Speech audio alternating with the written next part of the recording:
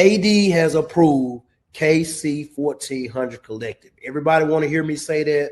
This is what it's all about. They're around. They are supporting. The money is going directly to our student athletes. They're signing deals. They have contracts.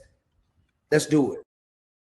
I mean, without this collective, we won't be successful. We won't be able to sustain our student athletes. I mean, 1400 Collective have done a really, really good job of keeping a lot of our athletes here. You know, if you saw them sign a lot of our athletes, but we got to do our part. So I know after today, we're going to click that 1400 Collective. We're going to give one of those tiers, and we're going to make sure that we give to this collective so we can continue to give to our student athletes and support them and give them what I need. Jackson State has a collective full throttle.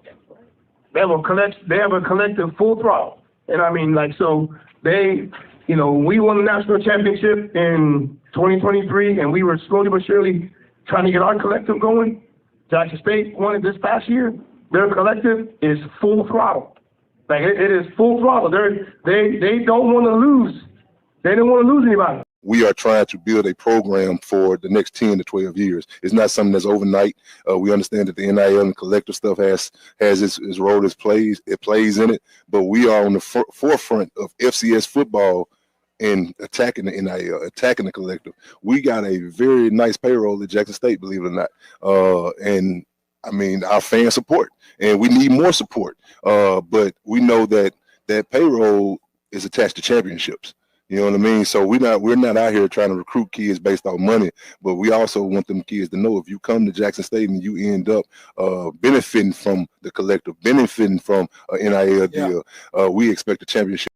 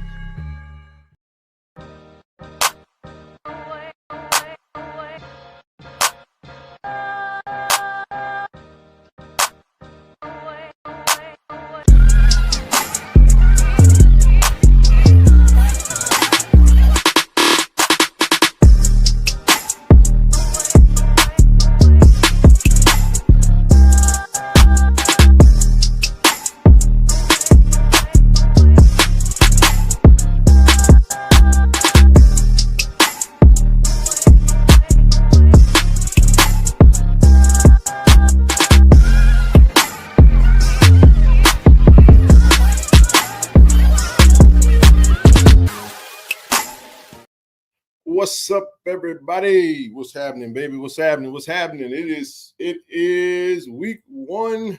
TD, what's going on, brother? What's up, man? How you doing? Doing well. We got a Jag in the chat. This how you know these folks delusional.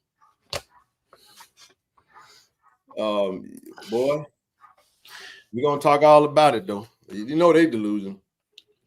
Hey, you know what's funny?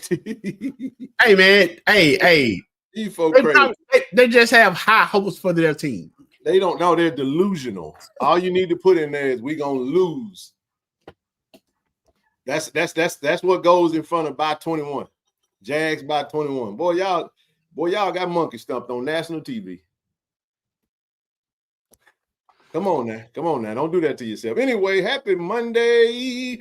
Happy week 1 Monday. It is HBCU football time. Everything, y'all, go Pirates. Man, we don't care about no Pirates. Welcome to Jackson. Get this beat down and gone back to the West Coast. I mean, East Coast, wherever y'all from.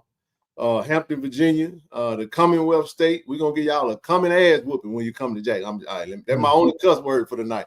It's on, baby. Woo! Welcome to Jackson, Mississippi. You get shysted. I mean, Coach, they using Mississippi. We see all y'all out there talking. We see all the haters out there looking. We appreciate you tuning in too. Thank you. Hit the like button while you're in. Make sure you hit that like button. There you go, man. You're right, bro. Tell them, man. It's game week, baby. That's for William Wallace. Braveheart. Freedom. So, Ken, I'm not real superstitious, but since we at it. Hey, man. Hey. Y'all know what time it is, dog. Big brother. I don't know. Hey, man, listen. What's up, KD? What's happening, family? So anyway, all right, what's up, everybody? Happy Monday again. Make sure when you come in, you hit that like button, you hit that share button, hit the subscribe button. TD said Sutton has pieces. Ask him if the pieces missed the button. We're going to talk all about it. Extra. Talk all about it. That's what we're going to do, man. It's I didn't lie about that, though, bro. But did you hear the rest of my comments? Look, we're gonna talk all about it, man. We're gonna touch all. We're gonna talk all about it. We got a lot to discuss tonight. A whole lot to discuss tonight is our official week 1 kickoff show. We will be live on tonight, live on Wednesday, and we're gonna do our game day 8 a.m. kickoff on Saturday morning. All right. So, but tonight is more of the meat and potatoes. Listen, TD, I got some real good sleep trying to scout these Hampton Pirates. It took me a long time to scout them.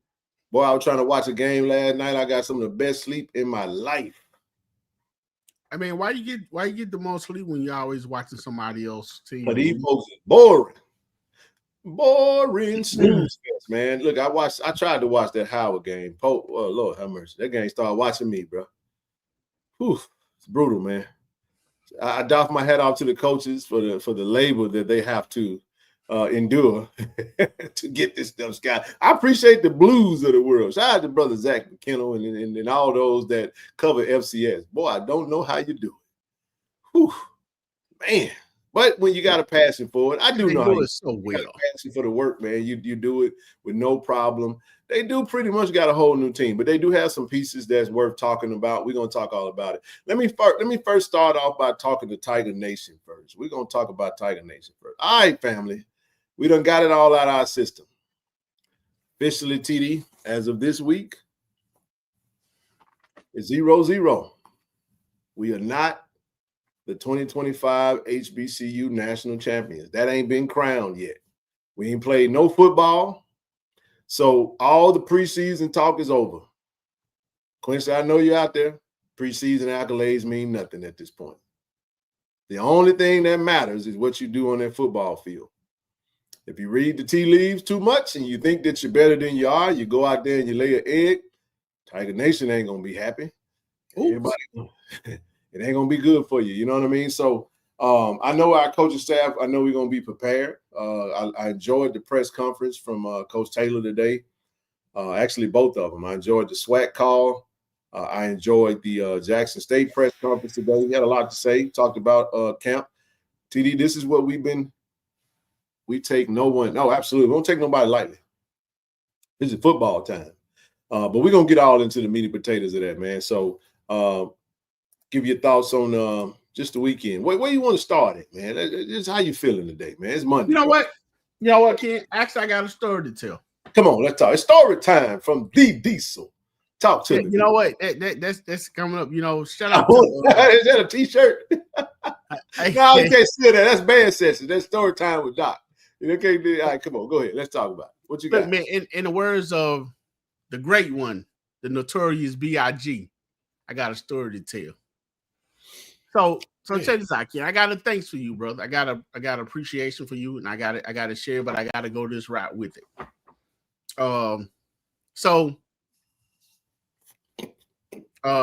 You know, before you heard me speak on my pastor, right? My pastor that passed away about 3 years ago, right? Okay. So I'm in choir practice today. He has a sister that lives in some part of Georgia, Alpharetta. It's somewhere in Georgia, right? So she was here visiting with her sister-in-law and her niece's nephew. So I'm in choir practice, and she walks in and she's standing by the door. And so after practice, she Miss Mason acknowledged her sister-in-law, said that was Pastor Mason, sister. So then she said her husband is standing outside the door. So when they opened the door, he walked in, he started pointing. And so I think nothing of it. I'm thinking he pointing at his nephew that's sitting behind me. But then he started saying, TD. I knew what time it was then. He said, TD? TD? I said, oh, man. It caught me so off guard, man. I was thrown. Yeah. He said, man, I enjoy you and Ken. Man, I enjoy the part. I enjoy watching you guys all the time, man. Y'all do a heck of a job. Keep doing what you're doing. And this gentleman is 77 years old, live in Georgia. And it you know, I'm sitting in church and let me know right then the reach that, you know, that we have. We know we have people out just from a lot of places. Mm-hmm. And I'm sitting there. And so it caught me off guard to the point, Ken, I didn't even get a chance to say, you know what I'm saying, thank you, you know, for watching the show. We appreciate you watching the show. And anyway, I ended up having this nephew to call him after practice. He didn't answer, so he gave me his number. So I called him, Mr. Otis Pearson. And I'm talking to him, man. He just started saying, he said, look here, man. He said, I've been watching y'all since the beginning. He said, I appreciate the work that you guys do. He said, great job. Keep up the good work. He said, and tell Ken for me. Thank him for his dedication. He's all the way out in California, and he's doing the work that he's doing. And I said, sir, I sure will. Man, that was, you know what I'm saying, that was touching, that was moving to me, man. It was a blessing to let, you know, the reach that we have, the people that we touch, and to let you, and once again, let you know, hey, you're always being watched. Yeah. So shout out to Mr. Otis Pearson. I think they're on their way back to Georgia. Keep watching, sir. We appreciate you. Hope you and your wife have a safe trip. And we appreciate the accolades. And you know, keep going, man. But Ken, he wanted to he made sure he wanted me to tell you thanks for what you do, brother. Hey, Mr. Pearson, thank you. It means a lot to me, man. That warms my heart, man. It does. Yes, man. Sir. I was telling you, as well as I was telling KT Dub, like this. I can't say it enough, man. The sacrifices and that are made to do what we do. It's well worth it, you know what I mean? It's very fulfilling. But it's a lot of work, though, man. It's a lot of work. And it's a lot of work that folks don't even have the slightest clue as to some of the stuff that we do and in the time, energy, and effort that goes into this. But it's okay, man. I'm okay with it. You know what I mean? I appreciate that, bro. And you know what? The reason I'm looking down right now is you reminded me of something that I forgot to put on the slides. It is a very important thing because we got an initiative tonight, man. Oh my goodness. And I almost forgot it. So I'm going to do something real quick, family, if y'all don't mind. Let me update this slide show. And I'm going to talk about that for a brief second, TD, but I appreciate Mr. Pearson, man. That's Mr. Pearson. Yeah, Mr. Pearson and his wife, Shirley. Otis Pearson and his wife, Shirley. So thank you guys. Well, to the Pearson family, man, we appreciate, and that goes for everyone that is a supporter of the show. You guys are the reason we keep going. Right. We do, you know what I'm saying? After a while, the payoff is being appreciated by the family. When the family appreciates the work that's being done, it really does fulfill you and lets you know that we're doing something that's worth. And then, look, I got my endorsement from my coach, man, a long time ago, TD. See, he's forever in the intro because when we was at Ezra's place, he was sitting in there watching us. Yeah. Kobe clean too, man. And you know what? Whenever Coach, hey, every time Coach puts something in the chat, I listen, man, because you know, I excuse me, Coach, if you're offended by it, but I call him an OG, man, an educator. He put, you know, I put him in that same category. You know what I'm saying, with Mr. C.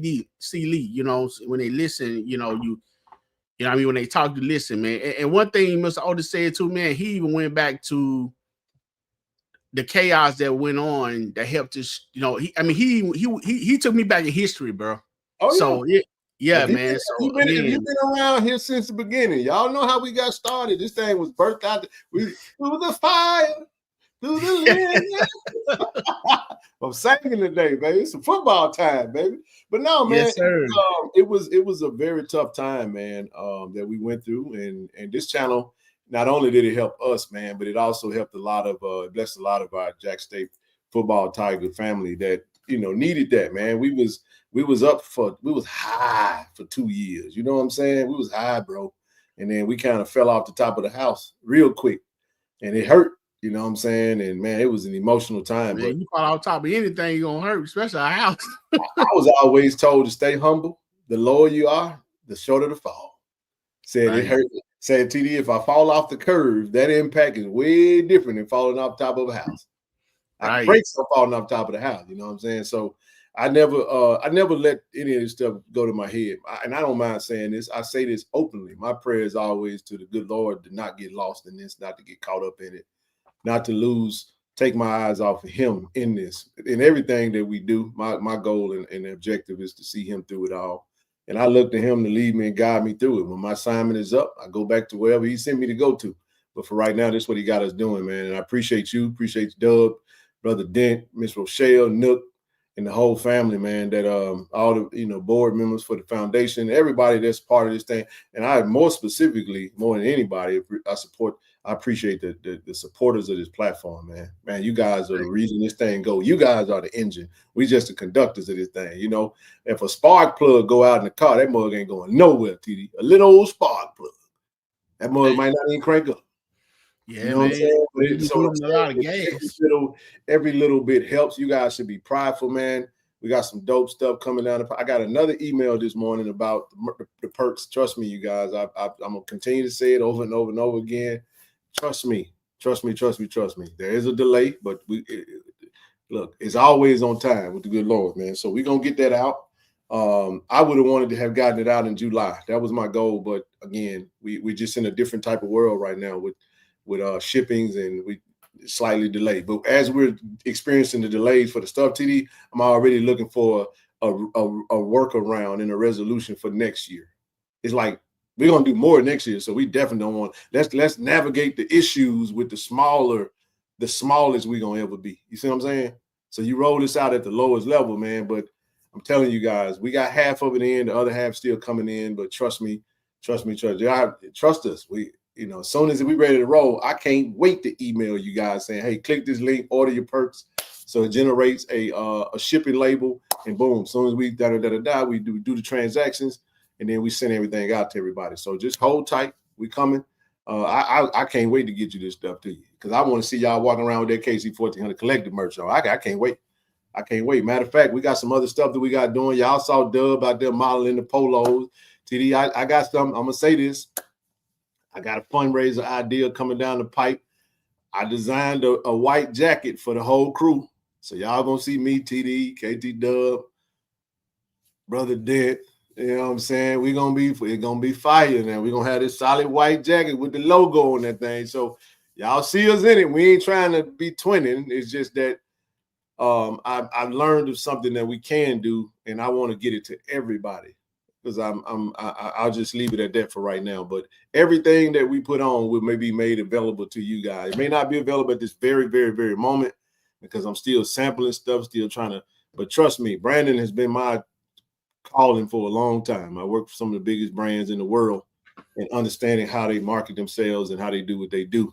But I don't want to get caught into the red tape. I just thank Mr. Pierce and his wife for the kind words. And man, we're gonna go harder, stronger, faster, tougher, longer. As long as we got the energy, we got that tiger blood running through our veins, we're gonna keep going, right? So listen, while I got you guys, I want to say this real quick, and we can do it this way, however you guys want to do it. We do have an initiative. All right. Got a call to order. This was something that kind of fell in our lap this morning. We started it in the chat. If you're not if you signed up for the collective, you're not in the chat, then cool. Just shoot me an email. I can add you to the chat. We talk all day. So a lot of the initiatives that we do, if we can meet the goal before we even get to the screen, we never bring it to the screen. So that's why you may see things a little differently now. But I want all of my JSU folks, that group that came up through the W.C. Gordon era. What's the one thing, TD, that everybody be complaining about in relation to W.C. Gordon and Jackson State football? The red. Now, one small detail with the uniforms that has been missing for quite some time. We got a little glimpse of it on the prime. We got a little dose of it on the TC's first year, and that is that red face mask. Red face mask, brother. Now, I did talk to our equipment manager, Dominique, and I said something to her about it, and she pitched it to me. She was like, "Hey, are you serious about that?" I said, "Man, if you guys talking about bringing that red face man back, I think we can get that done pretty quickly. Tiger Nation will be more than happy to participate up in that."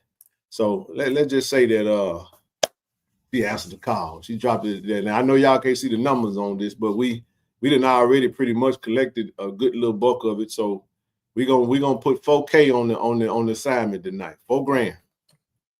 Technically we at 3,800, but I'm gonna say 4, knowing that we're gonna stop it at 38. I'm saying it that way for a reason. Just because I like to round up. But this is where we are with it. So if you want to support it, I'm gonna drop. This is how you can support. Go to Givelify and pull up Friends of KC-1400 Inc. You can go to PayPal, Friends of KC-1400 Inc. And you can do Zelle, Friends of KC-1400 at Gmail. All right. So I'm gonna drop this in the chat, TD. Give everybody a little second to. But this is what our initiative is tonight. Let's go old school on them. You know they looking. I know y'all can't here to watch football. We're gonna put this business in front of your face first. And this is why we do what we do.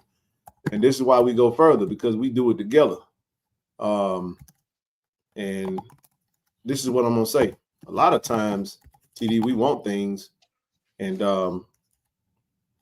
we have to do the necessary work to get it done, right? So I'm gonna do this real quick.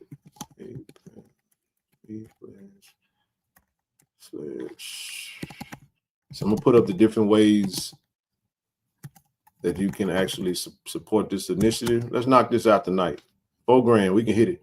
I believe in you guys. If you want to send it to the, we don't have Cash App through the foundation anymore. I don't. They killed that, but so everything is gonna be Friends of KC 1400. All right. There you go. That's how you can support that. Everybody with it? So if you want to do Zelle, Friends of KC 1400 at Gmail, PayPal, Friends of KC 1400, Givelify, Friends of KC 1400 Inc. All right. Y'all want the red face mask? Let's get this initiative knocked out. So I'm gonna start counting. We're gonna get on with the show, but I'm gonna start counting. TD. So there you go. There you go with that. Anyway, neither here nor there. We got it up there. Come on, man. I'm not worried about that, Nook. We good. So anyway, that's where we at with it. I just wanted to show that because that way you know exactly what we working with. So at the end of the day, that's what we got going on. If you want to support it, let's get it done. All right. So 4K. Let's get into some preliminaries real quick. Red face mask. So y'all, so the chat, so moderators, do me a favor. I don't want to keep, so just man the chat for me as everybody comes in. They know what we're working on. Red face mask. We trying to hit 4K. 4K like the vision on the on the TV screen. All right. Red face mask. All right. There we go. Let's do it. All right. And as far as the collective, we put the link in there as well. We ain't worried about that. But listen, this Friday, 7 to 9 p.m., we're going to be at Name and Faces. 7 to 9 p.m., we got the tasting. We're going to be at Names and Faces. James with Greenwood will be there. James went to Hampton. Greg, actually, our contact, Greg had a death in the family. He won't make it to Jackson. His uncle passed. He'll be in North Carolina for the funeral. But nevertheless, the show must go on. The show must go on. All right. So Greg coming in. Who's Greg won't be coming. James is coming. You remember James is the one who I was talking to about getting everything turned on the website. Remember that? Okay. Yeah. He's the one that went to Hampton. Yeah, man. Yeah. So I'll keep this up there. So that way everybody kind of know what we're working on. But we're going to move through this stuff pretty quickly. We got a lot to cover. So I'll come back to that in just a second. So Cat Head event, September the 12th. So that's going to be the Friday before the Tuskegee game, okay? Friday before the Tuskegee game. All right, everybody, we'll push this even harder when that time comes. We got about 3 weeks. TD sipping on Greenwood. hey, he already done started his tasting, huh? All right, let's keep it moving real quick. Hey, man, let's get into some sports. I'm gonna put that back up there real quick. So listen, congratulations to the soccer team, TD. Southeast Louisiana. They went down to the Southland Conference, and we won 2-1, man. So shout out to Coach Ted for guidance and his staff over there for handling business with the soccer team. Off to a good start, bro. They were putting in that work in that smoldering heat. And I know Southeast Louisiana it was hot down there too, but man, they 2-1 win, and we good with it. Love it. Man, those young lady practiced in the heat. I'm talking about from 8 or 9. They be out there at noon sometimes. I'm like, wow. Yeah, they be in the heat, man. So congratulations to them. They deserve that win, man. They put in the work in for real. Absolutely, brother. Absolutely. Congratulations to them. Let's keep this thing rolling. Next up, Decory C. Now, I got that helmet, that photo with that helmet that I put up there for the red face mask. Again, if you're coming in, as you come in, hit the like button, share button, subscribe button. Listen, we're doing an initiative. Our initiative is to raise really $3,800. That's how much we got left. The total for the initiative was about $5,700. And we've already collected a third of it. So we're gonna put the rest of it on the screen tonight, and we'll kind of go from there. So, but Decory C dropped this article, TD. A lot of people, some people got it, some people didn't get it. It said, "Don't let Travis see it." Travis cool. Travis good. Travis good, man. This is the beauty. This is the beauty of Jackson State. This is why the war of the colors kind of happened. You got the boom, but they talked about the dominance of both programs. Dr. Little's having the boom, and the boom is in a very good space right now. They dominate. Did a really good showcase over in Houston. Great song selection. Great halftime show. TD. Great stand. Great. I guess you could say bleachers or stands show. Really good, man. And then we got the Labor Day Classic Battle of the Bands coming up this weekend. So the boom is dominating. Super Bowl performance, Rose Bowl parade. I mean, you name it. They've been all over the place, man, doing fantastic things. Boom alumni going on tour with Drake, all kind of things. And then you got the dominance of the Jackson State football program. Now, it's not this article was not to pit the boom versus the football team. It was just saying who's more dominant in their mode of dominance right now. And it's really designed to get the thought processes generated. And some people were like, "Oh man, we trying to pit the boom versus." No, never that. It's not a boom versus the football. I'm glad you cleared that up. Yeah, it's not a boom versus the football team. It is we have the boom and we have our football team that is dominating right now. So just on a friendly conversation and dialogue, go read the article, go to Tiger Talk TV, and look what Decory C had to say. Very thought-provoking. I loved it. Great article. And did a really good job, man. It's just we should be proud of both programs. And we know that on Saturdays, TD, it's about to get shiesty for real. The boom finna be whooping feet, and so is the football team. So did you get a chance to read it? No, I didn't. Okay. So everybody got something they can go check out. Go to Tiger Talk TV, check that out. Just real quick, real reminder, y'all, we got an initiative going. I see everybody coming. I got you, Royale. So there's a lot of people that's not in the collective chat. So if you are a collective member and you want to be a part of those conversations firsthand, send me that email. And we will. I don't know if Hampton's band is coming. I just hope their football team show up. That's what I hope. But yeah, we cooking right now, man. So let's keep this thing rolling. Let's keep this thing rolling. We're gonna get it done. Let me get my calculator out. I'm gonna just tally this stuff up as we go so I don't get stuck.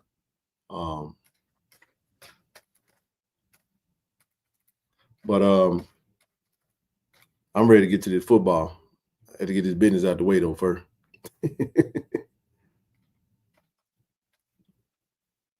All right. right, let's see. One second, TD. Yeah, we getting there. All right.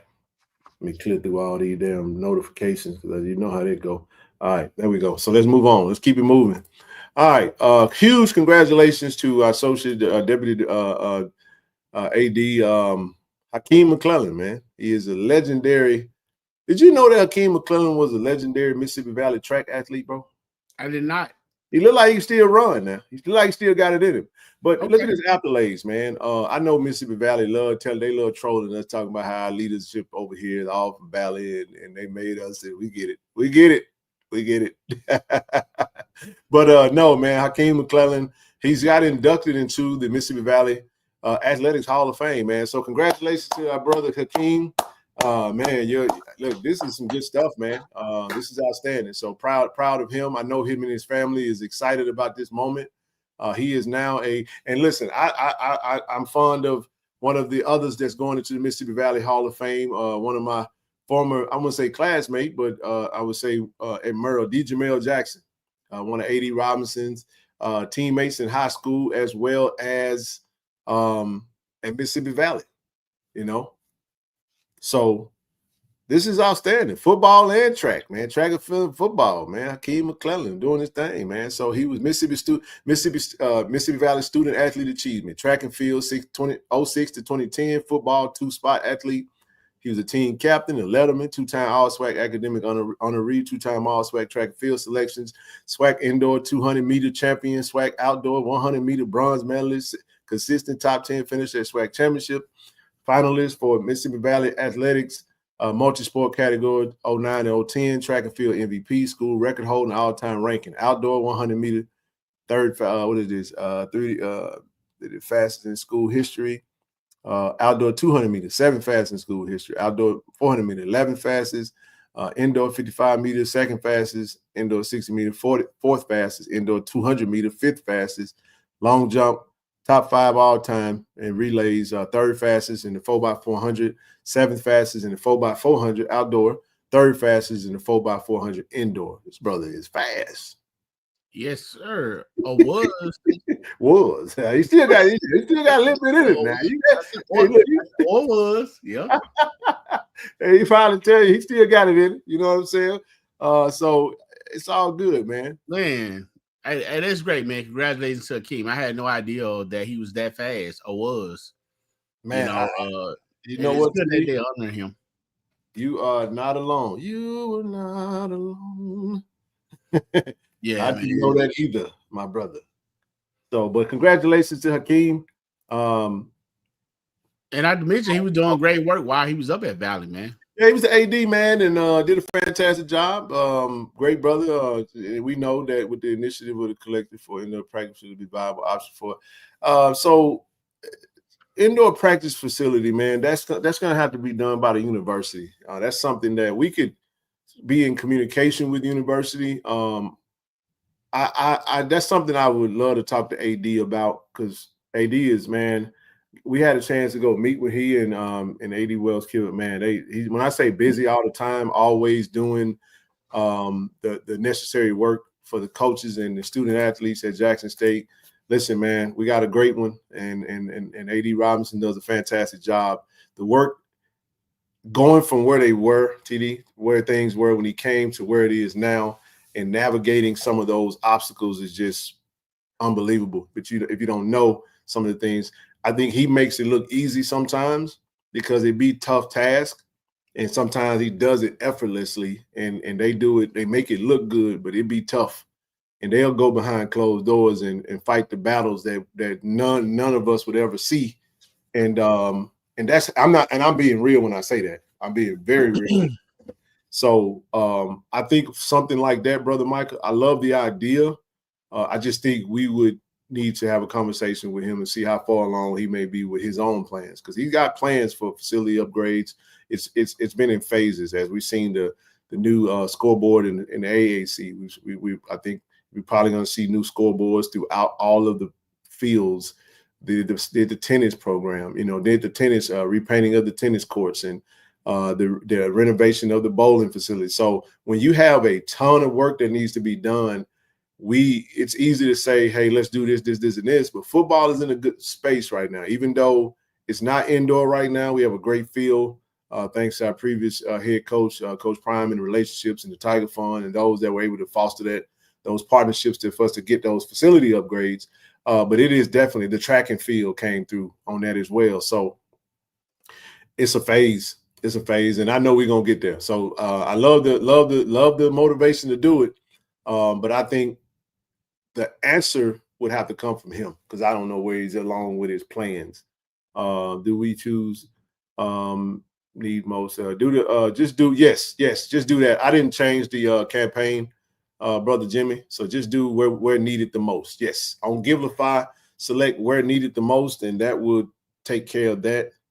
Let me do this. We're making some progress over here.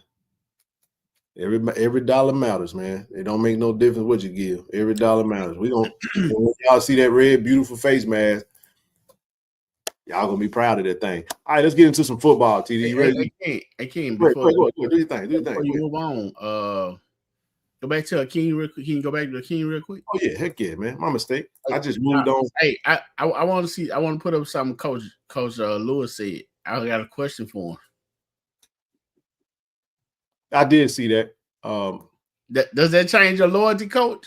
I mean, what's so what's up? What you pulling for, Coach? You done changed on us? Nah, I'm just messing with you, Coach. Congratulations to him. I hope you get a win or two. All right, so TD, football kicked off on Saturday, man. It was so good to get up Saturday morning and talk a little football and watch a little football. I will in just a second. Y'all give me just a second on that. I gotta make some adjustments on that whatchamajig. But I'll come back to the slide of the helmet. TD, how did you spend your Saturday, bro? Talk to me. Saturday. Oh man, we had a men's conference Friday and Saturday. We had the Marriage Made Better week before last. We had the men's conference last week, Friday and Saturday. You know, cut grass, ran a few errands, then got myself situated so I can not be bothered as I watched the game because I really wanted to take it all in. Hey, I didn't. Hey, I didn't. That's why I didn't bug you, bro. I sat right there in that chair and I didn't budge. Dub called me for a second, and I was like, we talked for a brief little moment, and then shucks. After that, man, it was over with. We got on up out of that thing. I was like, bro, I'm all in this game. Y'all forgive me. I'm adjusting something on this slide, so I wanted to make sure we all good here. Okay, we good there. All right, now I'm gonna save it and then I'll put it back up. So I'm gonna drop this real quick. Go ahead, bro. I needed to adjust that slide. So I'll come back to it here in just a second. Okay, there we go. But yeah, man, it was we're gonna talk about it. Southern, y'all might well pull on up, pull a chair. Y'all know y'all been getting whooped. Y'all gotta, man, I'm gonna tell you something about social media too, TD. I went out there and I couldn't think about nobody but Coach Quinn, bro. After I watched that game. I thought about Coach Quinn. And look, man, I put that out there, bro. I just went out there and put that little short. Do you know over 17,000 people that looked at that little clip? But which one? Well, Coach, they said, do you see anything different with the team when you turn on the field? He was like, same team. Oh, we're going to talk all about it, bro. We're going to talk all about it tonight. OMG. Hold on. Let me calculate this at 10. All right, we're making some progress, y'all. We're making some progress over here. All right, love it. So Ken, although they have different players, still the same team? I ain't team. Just got a message real quick. Y'all come pick y'all parking passes up. Just like that.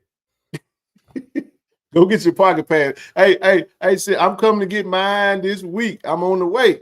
9 to 4 p.m. Come get your parking passes. Y'all, it's football time, man. I'm so giddy, man. I can't wait. I'm trying to blow through this stuff. But look, real quick, real quick, again, we do have an initiative. Y'all. We do have an initiative. Red face mask. Shout out to my girl Dawn for yeah. So every periodic, I'm gonna throw this thing back up there now. Y'all like that WC Gordon Hill? Listen, let's knock this out, man, because we can get these face masks by Tuskegee game. Look, man. It don't take long. Take long. The helmet look great. I mean, I love it. No, bro. I gotta stop you. Look, man. I gotta stop you, man. You ever watch Angry Gorilla, that whatever dude name, the angry reactions?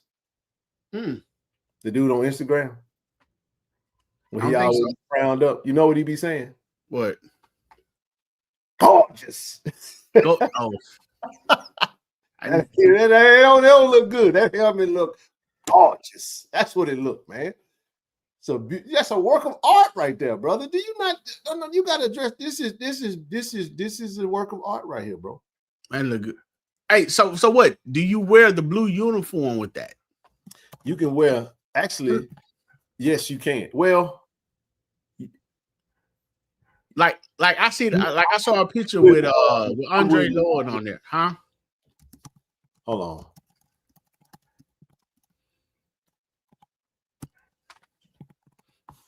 You say what? Like I saw a picture with Andre Lord with that helmet at the time when they was wearing the helmet. He had the blue jersey with the white letters trimmed in red, along with the blue pants with the red and white stripe going down the side. Look good, man. Man, it looked amazing, bro. And all I'm saying is that this is gonna be our little contribution to the we making some progress. We right at about 800 in that thing. So let's get to it. We almost about 800. We got a little. Keep on coming. Keep it coming, man. That helmet was built for dynasties. You got that right. Man. So listen, we got an initiative tonight. Everybody come on in, 550. Make sure you hit the like button. Hey, let me shout out my brother right there. Let's run this whole back one game at a time. I like the way you think, bro. Appreciate your channel membership, bro. As always, man. Thank you for all the support. You guys have been amazing to us, man, and we're gonna continue to show up and do good work for you guys, man. Like I said, we don't do a lot of initiatives anymore because we are all in on the collective and doing that. We trying to change our gears, but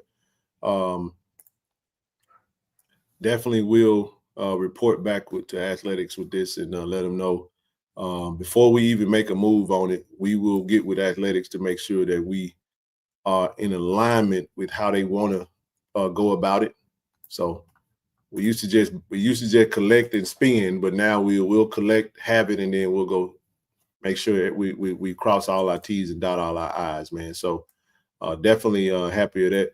Hey, shout out to my brother BJ. I see you out there, BJ. How you doing, brother?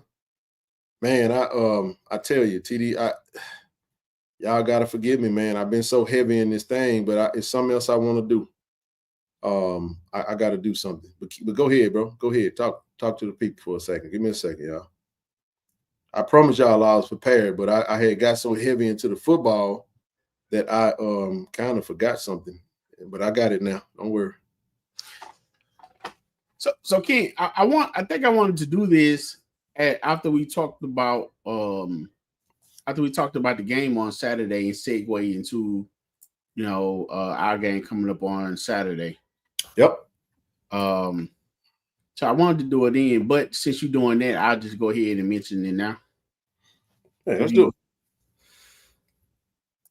I listened to the coach's call today.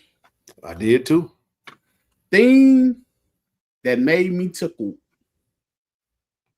That's what I'm things that made me laugh. Hey, huh? I see you out there, BJ. Hey, let me do this real quick, TD. Stay right there. I do want to just shout out my brother BJ, man. You guys, BJ is one of our latest diamond donors for the collective. And BJ is the owner of Legacy Lawn Service. Oh, yeah. So, yeah, I put this in the chat. I put this on social media. Great supporter, KC-1400. Listen, if you're in the Jackson, Mississippi area and you need some lawn service, I know BJ, you don't mind me doing this, bro. But I do want to mention something because bro has been a major, major supporter of what we do and what we got going on, right?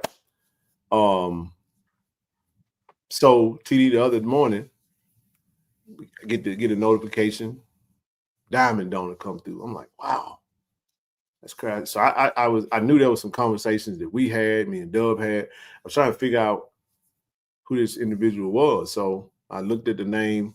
Yeah, man, I'm gonna get to that. So BJ's father, man, passed away a few weeks ago. Pops was a Blue Bengal Athletic Association member for years. He was a true blue Tiger, man. I mean, through and through. And BJ became a Diamond Donor for the collective in honor of his pops.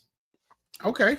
That touched my heart, man, because I've been, BJ, if you remember when we had remember when Prime came and game HBCU, remember had college game day came, and BJ had the posters and everything out there. You know what I'm saying? I got a picture, bro, of us, man. When we all kind of took a big old photo during that time. We was all out there in the tailgate area. But I just wanted to say, man, that's why I went above and beyond wanting to share his info. Because I know that with Tiger Nation, for all of those that's out there, man, he going to get that back 15, 20-fold with the supporters in his community and the work that he does. He does great lawn service, man. If you want to get general cleanup, debris removal, edging, hedge trimming, mowing, landscaping, planting, pressure washing, shrugs and mulch, weekly, bi-weekly service, free estimates, man, give BJ a call, 601-624-8702. He do everything but cut trees. You cut them down too. But no, man, that's my brother, man. He I hit him up instantly. I was like, bro, this you? Because he had the whole name, he just had a whole name, I see Buford Moore. I'm like, Buford Moore. But then I look at the emails, say BJ. I said, I know BJ Moore, I don't know Buford though. I said, BJ, this you, bro? And that's what he told me. He's like, yeah, man, I did that in honor of Pops, man. I was like, wow. It was like early in the morning too, man. So I knew he had beat the sun out. He was out early working, and he did it. And I wanted to make sure that we get that message out. I ain't know no Buford, big dog. Y'all know we go by nicknames in the city, man. We on TD. They don't know. You say Toronto, they be like who? Yeah, TD, man. D Diesel. Golden. Oh, TD. Yeah, it's how they go, man. Coming. But look, man, if you need that service, give him a call, man. 601.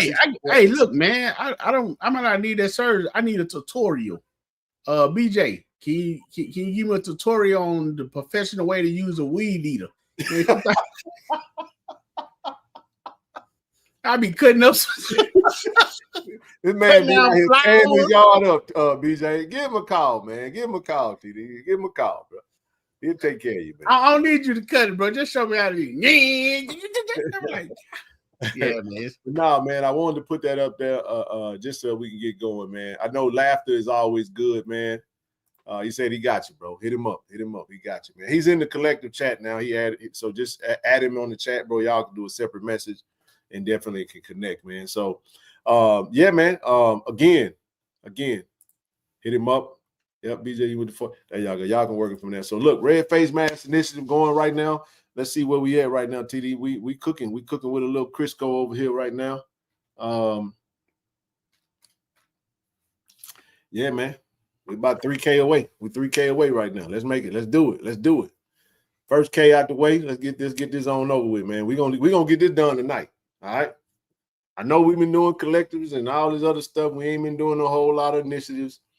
But this is an initiative that we all can get behind. Red Face Mask. Keep that in mind. Red Face Mask. We need to get this thing purchased this week. Shout out to my JSU Athletics. Like I said, once we hit that number, TD, I'm gonna go knock on the door and say, hey, this is what we're trying to do. Y'all good? We good? Okay, cool. Boom. I'm gonna go ahead and do what we need to do. Don't do that though, because everybody ain't gonna do it, bro. And then what's happening is then everybody starts sending $10 and it take forever. Send whatever you want to send, but if you don't want to send nothing, then at least send 10. How about that? Let's do it that way. Because when y'all see that face, man, and look, I was told like this, TD, and I'm gonna drop this because we got to move on. I was told like this. You might see that red face man on that white helmet, dog. Is it interchangeable? Just saying, bro. Might do a little something a little different, man. I'm just saying, Miss Dom do her thing, bro. Shout out to Dom and the whole crew over there. All right, let's get into some football, man. Hey, me ask swag challenge. Southern got belt to rear end. A lot of headlines behind that. You talked about funny stories, right? Whew, man. I'm not really worried about the attendance. Y'all know Jack stated we can say the attendance stuff, man. We all know how we get down, man. We're a little different when it comes to that, but I don't think North Carolina Central gave too much of a darn about that. They put belt to behind. Let me say something about that coach right there, man. Coach Trey Oliver, man. Hey, man, I'm gonna doff my hat off to him, bro. Really good coach. 7-0, I think, in all challenges and classics. Hadn't lost one yet. So I know my brother Josh Sims hit me up. Shout out to Josh. He said, y'all handle y'all business in the SWAC. They're going to handle their business in the MEAC, and we're going to meet up in Atlanta for a nice little party. Did you tell him about the revenge tour? Huh? Did you tell him about the revenge tour? Hey, I'm going to tell him. Okay. Hey, you know, we done took care of South Carolina State now. We don't win it. You know that picture TD when the Reaper show up to the door? And they done X'd out. We done already knocked on the door and got South Carolina State. We on the way, baby. But we gotta get past the season first. We ain't gonna jump the gun. Listen, man. About the game, though. About the game. I'll talk about the loser second, but I'm gonna talk about the winner first. Very impressed, bro, with the offensive line of North Carolina Central. They were absolutely abusing Southern's defensive line, bro. And I mean abusing. That running back might still be running right now. What's number one name? I forgot his name. Mosley. Mosley. Ooh, boy, Mosley. Mosley was running all up and through them boys, man. Like a hot knife through butter. Chris Mosley. So Walker didn't have he's solid. He didn't have to do much, but he's a very solid, stays within himself. I really like what he was doing in there. But the running back, very impressive. The 2 touchdowns that Southern scored, I had a 2012 SWAC championship moment where the defense, we went cover 0, no safety over in the middle of the field. I didn't understand that either time, TD. All they had to do was beat one person, and then there was no safety help, and it was a straight shot to the touchdown. Cam McCoy went out there and they really thought, I know Southern was feeling real jubilish. I don't even know the word, feeling jubilee. They was feeling joyous after he ran that first touchdown, and like, yeah, it's on, baby. He did Johnny Manziel thing, man. He said the money. But that's good. It's good, right? It worked for a minute. But what happens is when you get behind, like Coach Gray said in the press conference today, you get behind, you got to throw that ball. Now, he threw a pretty solid deep ball, but the deep ball is still incomplete. He threw pretty incompletions. How about that? No, I'm not trying to talk about it. That's my boy. Cam, my boy. Not going to ever say nothing bad about him. Once the Tiger, always Tiger, but he went to the enemy. So I couldn't root for him. You know what I mean? But he was solid. One thing we know about Cam McCoy, he's a freakish athlete, man. He's speedster. If he's running, he get away from you. He can definitely do his thing, man. So but yeah, man, Trey Holly, real deal. He's a real deal at running back. But I like the kid Franklin. Whew. I like that big back, man. Big backs. I like them. What's his name? Mike Franklin, a big boy. Hey, man, they got a nice little thunder and lightning going on, and they offensive line, you know, still look about the same. This is what you saw. This is what I got from Southern, bro. Southern is a team that looked pretty much the same. They added a couple of decent players. That's what I got from them. That's basically the gist of them. They didn't. One of the glaring things that they did not do, TD, they did not sub much on defense. That was very telling to me. I'm just gonna tell you guys, not having depth gonna hurt you. Just saying.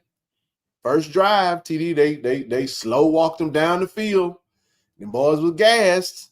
I ain't see no big boys running in and out. I ain't see no substitutions. I was like, I don't know about that one. You know, and then eventually it tended to wear on you, right? Right. Timona asked a really good question today. She talked about that quick strike deep offense. Like, did it hurt the defense for did your offense score so fast? Because hell, they went down. What was the first play, first drive by North Carolina Central? What was it? 12, 13 play drive, and then boom, Cam McCoy 2 plays, touchdown. We're taking 69 yards, right? I think I got the numbers right. But I mean, but bro, you gassed, and it's still the first quarter. No. That's all I'm gonna say. No. Best time to get in shape is in the off season. No. Hey, Southern scoring that fast shouldn't have been that much wear and tear done on their defense. It was one drive, yeah, maybe a long drive, but to be gassed already, no. Next. Hey, look, man. North Carolina Central looks good, man. This is what I mean by that. They are built the right way. For they one thing you have to give all. I love Trey Oliver, man. One of my favorite HBCU coaches, not named TC Taylor, bro. I just love his aura.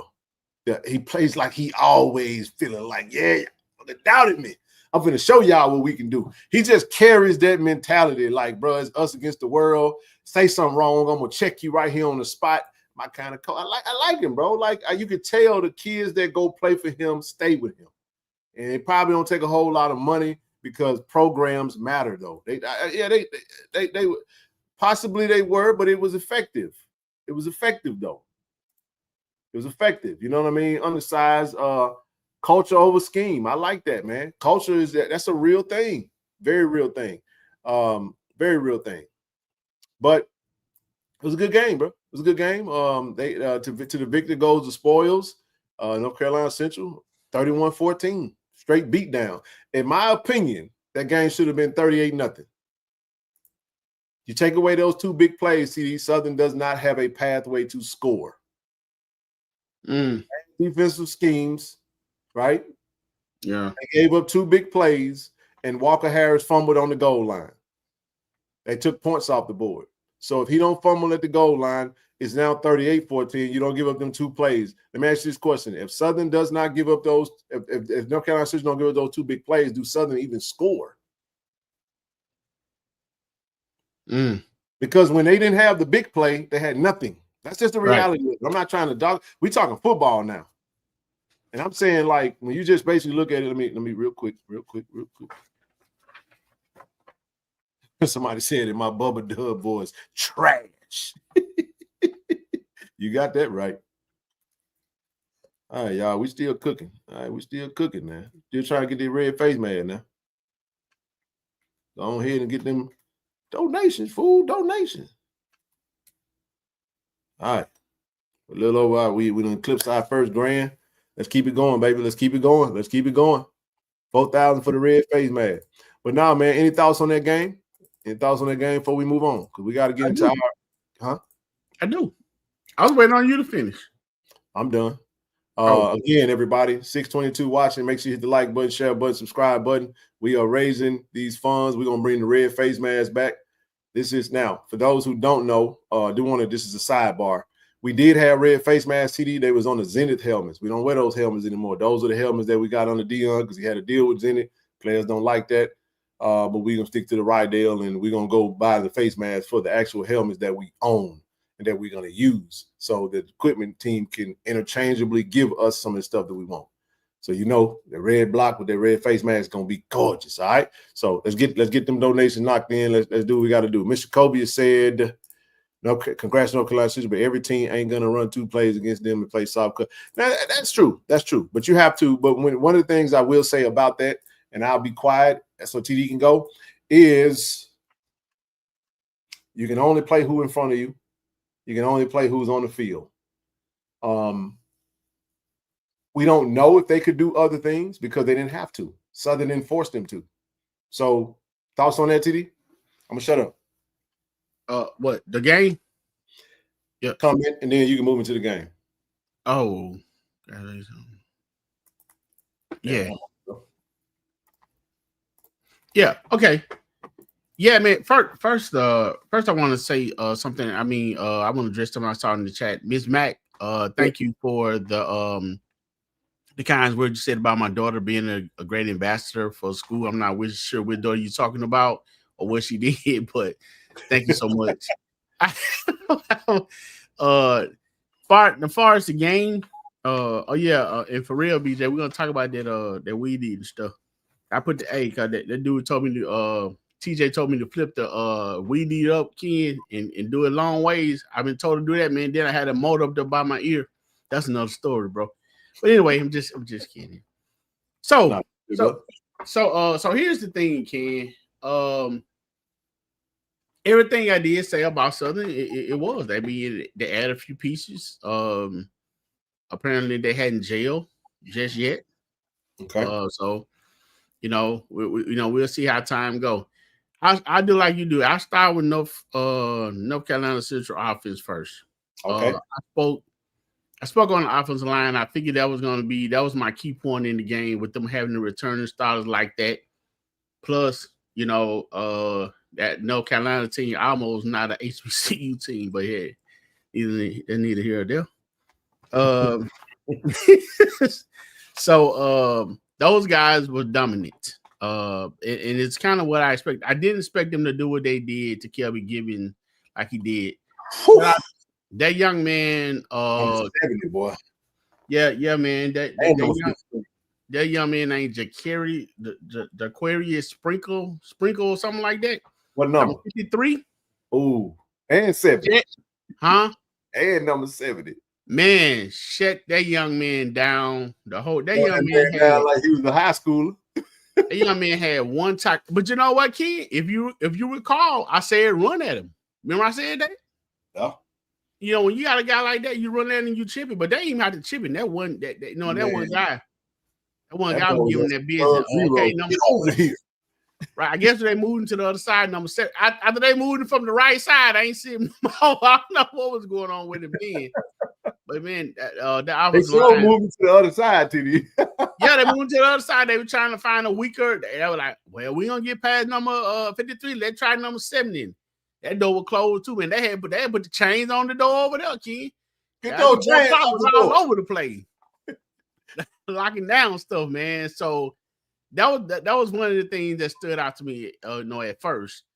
And I kind of expected that. So I was watching the offensive line tough, and I was curious to see who else Southern added to the defensive line to see who was going to give Kelby some help. I didn't see no one helping him, but hey, nevertheless, next thing, man, you spoke on Chris Mosley. Look at, man, I knew the young man had some nice run, but there one run where he ran in the A gap, and while in full stride, he did that jump cut. Yep. And turned his body at the same time and hit the B gap. I said, yeah, this boy right here got something going on. What? Man, that jump cut in that hole while he was in the air, he turned to the right. I'm like, okay. So yes, yeah. Good running back. Walker Harris, I wasn't as impressed as I thought I would be with him. I think his balls, I didn't think he had to do much. No, he didn't. I mean, so I'm pretty sure. Again, we talk about the first game too. I'm pretty sure as the time go on, I mean, I'm pretty sure he got what it takes. But I did notice. I mean, again, he does have great, really good footwork. I can say great. He had really good footwork. I think his ball floats sometimes. Kind of hang out a little air on it. That lefty, man. Huh? He's a lefty. Also, yeah, he's very pickable. Yeah. Yeah, he's very. That time that he climbed that mug in the pocket that he threw to that tight end was so beautiful, bro. To see a pocket, you can appreciate this as an offensive line. He didn't panic. He trusted the O-line in that pocket.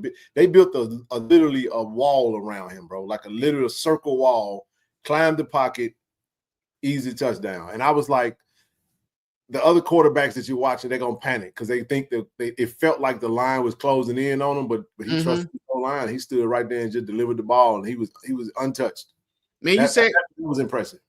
You said something then about a quarterback trusting his O-line. First of all, O-line had to give you a quarterback a reason to trust them. They need to give him a reason to trust him.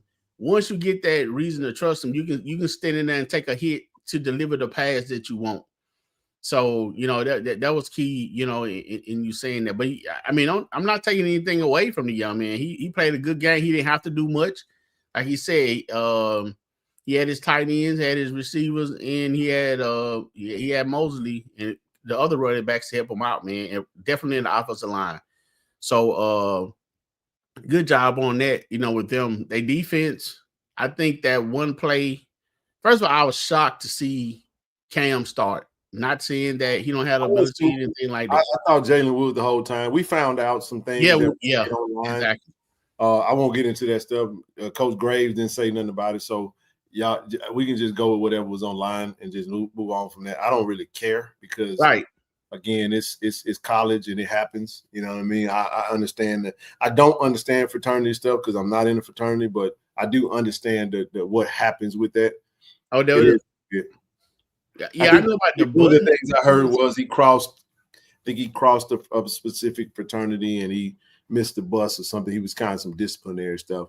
But it is what it is. I don't think even if Jalen Woods played at Southern, it changes much. Maybe it give them some type of a different look because he looks like he's more. I will say this in his defense. Hell, they had that good tight end that what's his name, Dupree Fuller. Mm-hmm. You thought he was just a damn glorified blocker on the field with Cam out there. Soon as he got out there, soon as Woods got out there, Dupree Fuller got his first two passes, and they run that little delayed crossing that they ran with T-Set over McNeese when I was watching them with McNeese. They kept leaking like a receiver that was just coming across the defense. That's all they were doing. They just coming across the defense. Yeah, that's the best play. That's one of the best plays for a tight end because he always forgotten. You know what I'm saying? People look at him as a blocker, and then when he leak out behind the linebackers and set up, you know what I'm saying? A lot of time that's a one of the things I will say is that Max, nobody has said anything about either team's defense being good. Not on the screen. We talked about just the outcome of the game, but talked about the offensive line. We talked about the offenses, but you say anything about any of the defenses? I wasn't impressed with neither one of them. I haven't, no. Slow linebacker play, no safety help over the top. Subpar. I mean, at the end of the day, you had those teams going against one another, in my opinion. I was kind of about to get to that when I was about to speak on Cam. The young man had a good play when he first came out. That long touchdown run. Congratulations to him. But being that was the beginning of the game, they kind of caught him off guard. So, that play worked. I don't think it worked again that night. Tell him again, Jew. We've been trying to tell him, bro. We had 3 starters over there on the sideline now. We had Jacoby Morgan, Cam McCoy, and Josiah McDonald. I believe Cam McCoy and Josiah McDonald started he started at Southern already. So I bet you if y'all would have gave Zai a chance, he could have started too. At several HBCUs and done well. I know he's at Clark right now, but I tried to tell you. I tried to done told y'all now. Y'all all of a sudden act like when a player leaves Jack State, he just get his wings back like the Red Bull. But for some reason, when he got a Jack State Tiger uniform on, they lose all their strength. It's like they metrics go down. But listen, congratulations, North Carolina Central. Good game. Not gonna spend too much more time on that. Southern, I hope y'all don't figure it out. We'll see y'all on September 27th, and hopefully, and expect to see North Carolina Central. If they win the MEA, we'll see y'all at the Celebration Bowl. That's the goal. You got anything else on this game? Nah, man, go ahead. I'm just saying, like, it's cool. Let's get on to what we talk about. It's game week for Jack State, baby. 2 p.m. kickoff, Jack State versus Hampton. It's a stripe out. I like this graphic right here, but I want to jump right into our stuff, man, because TD, we got to talk about Hampton, bro. And I got a lot to say about this team. I've been excited to get to this point. Send you what link? What link are you referring to? Y'all get with Mike in the chat, you guys. I'm not going to be able to send a link, but scroll back up and let's see. All right. Again, we are doing we're doing initiative. We're doing initiative, red face mask, and let's see if I can't find the shucks. Hold on, real quick. Well, there we go. There you go, bro. Zelle. There you go. If you want to donate, you can use the Cash App KC-1400MG. Zelle, you can do friends of KC-1400 at Gmail. PayPal, you can do paypal.me/friends of KC-1400. Givelify friends of KC-1400. All right. All right, TD, let's jump into it real quick, man. One thing we do know, breaking news, we know who our quarterback going to be. Our quarterback didn't miss the bus. He said the secret is out. The general will be starting this weekend unless he missed the bus. What's your thoughts on that? Any thoughts on that, bro? Any concerns that general gonna show up, gonna make it to the game? If he does, just holler at me right across the street. You know what I'm saying, from the stadium. He ain't got far to go. He'll get there. He'll get there. Somebody he call Uber. Yeah, he'll call man. He can ride a bike over there. He'll be all right. Just get there, gentlemen. All right, man. First game of the season. We are ready to go, man. Let's talk about this Hampton Pirates team. This game will be featured on HBCU Go. It'll be on the game kicks off 2 p.m. Central, 3 p.m. Eastern Standard Time, noon if you're on the West Coast. All right. Noon if you're on the West Coast. You got the Hampton Pirates is heading to Jackson, Mississippi to take on the Jackson State Tigers, the HBCU, the 2024 HBCU national champs. My message to this 2025 team is you are 0-0. The championship team is not the same team. You guys got to go prove it on the field. You got to go out there and all the camps, all the practices, TD, all them hot days, all the fights, all the scratches, all the curse words and all the whatever, you know what I'm saying, the treatment, TD, all the hydration, the installs. It all comes down to Saturday, man. 2 p.m. kickoff. Hampton versus Jackson State University. All right. Let's jump into this Hampton team. I want to shout out Blue. Let's talk a little bit about Hampton. All right. Last year, Hampton, their record. I think they lost their coach during the season. Coach Boykin takes over. Tremaine Boykin, he takes over as the head coach. He was interim for the rest of the year. And they finished the season 5-7, 2-6 in the CAA. A lot of close games that they lost. A lot of close games. Offensive yards per YPP 91st, offensive YPP 52nd. So it's a tough nose defense. Like projected strength scale is 78th. This is in FCS. Real quick, the player from Southern expressed excitement about getting their lick back against the champ. This most likely won't happen. Okay. All right. So I'll let you do the honors, bro. You want to read? I'll set you up properly. All right, this was last year. All right, so shout out to Blue. Blue did the work for us on this particular article. Returning significant contributors. So 1 quarterback, 1 running back, 2 wide receivers, 2 tight ends, 4 O-linemen, 0 defensive tackles, 1 edge, 1 linebacker, 1 safety, 1 cornerback. The key returners, Jaquan Snipes, big size running back, had 95 carries, TD 531, 5.6 yards per carry, 6 rush touchdowns. That's going to, I think he's the star of their offense to me. And then we're going to talk about who they brought in as well. Will Hicks, safety. He's going to be their best tackler. He's going to be their best defender. Safety, Will Hicks, returning 48 tackles, 3 tackles for loss, 1 sack, 1 INT, 4 pass breakups. Probably their best defender statistically. Linebacker Michael Matthews Canty, solid linebacker, 34 tackles, 1.5 tackles for loss, 1.5 sacks, 1 forced fumble. Jaden Whaley, cornerback, 30 tackles, 2 tackles for loss, 2 pass breakups.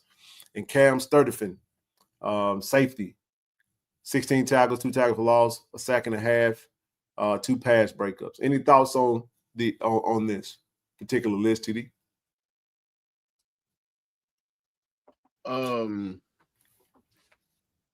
No. Let me Well, you don't have to get too deep, JJ. I just wanted to see if you had anything on just this slide. We're gonna build it out and then we'll talk about them. We'll break them down. Let's move on real quick. Notable offseason additions. This is where you're gonna have to. This is where you had to do your homework. when breaking down this team. Because like Coach said today, a lot of unknowns about this team. Hell, a lot of them don't even know about their own team. They can only go by what they've seen from what they've looked at. Jalen Walker, Furman, wide receiver, solid kid. I thought he was, he went in Furman, didn't really play much, transferred over. Maxwell Moss, I like him a lot. James Madison played 2 years there. I think he's going to be projected as a starter and a major contributor on the offensive side. The biggest pickup to me for them is Isaiah Freeman, the quarterback, Lincoln, PA, the quarterback, 6'3", 215, nice size arm, decent dual threat quarterback, got good film. We'll talk a little bit about him. Harold O'Neal III from Shepherd, solid linebacker. I think he's plays with bad intentions, got good sideline to sideline speed, pretty good linebacker. Earl Woods, Kennesaw State, probably projected as a reserve. Zaire Daniel, he's a redshirt freshman, or I want to say he's a redshirt freshman. Did not play much he redshirted at West Virginia, transferred over in the portal. Marcellus Nash, same thing. James Madison, defensive end, didn't play much. Transferred down to Hampton. Jazz Boykin, same thing. Indiana DB, didn't play much. Transferred over. MJ Moultrie he was started at Stephen F. Austin TD. He had a hell of a season at I want to say Kilgore Community College. He played JUCO ball. I think he's going to make a major impact with that DB core. So they got some good pieces in the secondary. Anthony Hightower, another DB, pretty solid at the D2 rank. Lenore Ryan, Sam Young, Central State offensive line, a big body. Didn't really play a whole lot. He was more of a reserve. Tavon Burrows, another offensive lineman, another reserve piece. Thoughts on any of these guys real quick before we move on? Nah. I mean, all right. We'll get to it. Hampton Pirates are looking to improve. Again, 5-7, 2-6. When you get into it, let's talk about they talked about Isaiah Freeman. He threw for 904, 8 touchdowns, as well as he rushed for 225, 5 touchdowns. Now as a senior, looking to lead them to a winning season. He got a strong arm with a strong wide receiver group, including Jaden Wimberly, who caught 11 passes, 65 yards. Not a lot of stats, man. So this team is coming in. Biggest returner again, Jaquan Snipes. I like the tight end, man. TK Passant. Nice size kid, and I'll touch on him in just a second. And Snipes ran 5.31. On defense, they returned the same number of starters. Linebacker Michaels, Matthews, McCanty, Richard Kramer, Will Hicks, and Cam Sturtevant.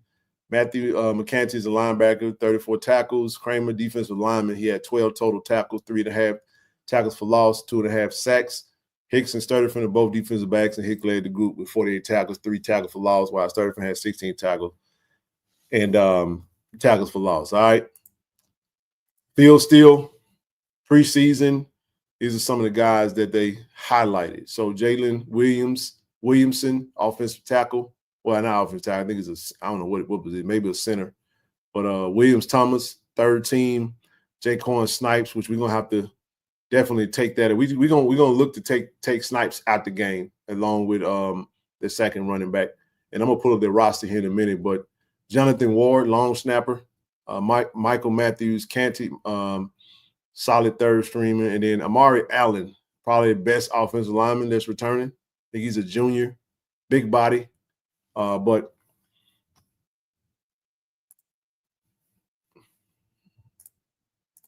hang tight.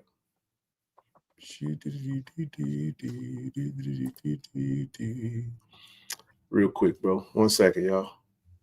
I'm gonna pull up their website because I'm gonna go through their roster here in just a little bit. But you got anything real quick, bro, before we proceed? Nah, I mean, go ahead, put up the roster. All right. So let's talk about the roster real quick. Matter of fact, we can share the screen. Let me share my screen real quick. We'll start here. So when you go through this roster, man, again, you talk about those players. Again, I told you, I think for our defense, our DBs, and you look at TD, when you look at this team, one of the things that stood out to me, I would say, style of play. I was watching the scheme, right? Basic RPO mixed with a little bit of Blizzard. Their OC comes from up under the Hal Mummy tree. Air raid. They like to spread you out so they can create lanes for their running backs. One of the things I noticed, man, a trend from Hampton, bro, when they go trips, usually they run in the opposite side. And what they move a lot of those receivers on. They run a really strong RPO. They try to trick you with misdirection stuff. And I know the coaches are studying the scheme and stuff, but a lot of times you see those wide receivers spread out to trips right, trips left. Offensive line going to block in the direction of the receivers, and then it's going to open up a big wide. They're hoping they open up a big wide lane with less numbers to the other side so the running back can have more clear lanes. That's really the goal of what they're trying to do. If you make a mistake and then they run that play, they get a few good yards, then they want to lull you into thinking that that's what they're going to do. Then your quarterback will pull it, he take off. Don't pull it, throw it to the tight end. Don't pull it, throw it out to the wide. So what you're looking at is typical read pass option offense, man. Spread you out a good little bit. One of the things I will say, Coach Boykin, to me, blue collar type coach. I know we look at this team and we say, man, we should run rough shot on them, or maybe we feel that way.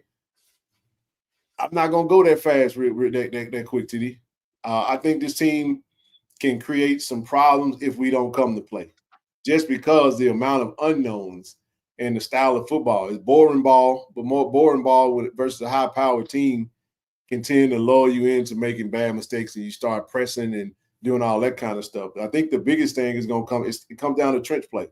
How well can our defensive line take away what they're trying to do? I know the coaches want to take away take away the run.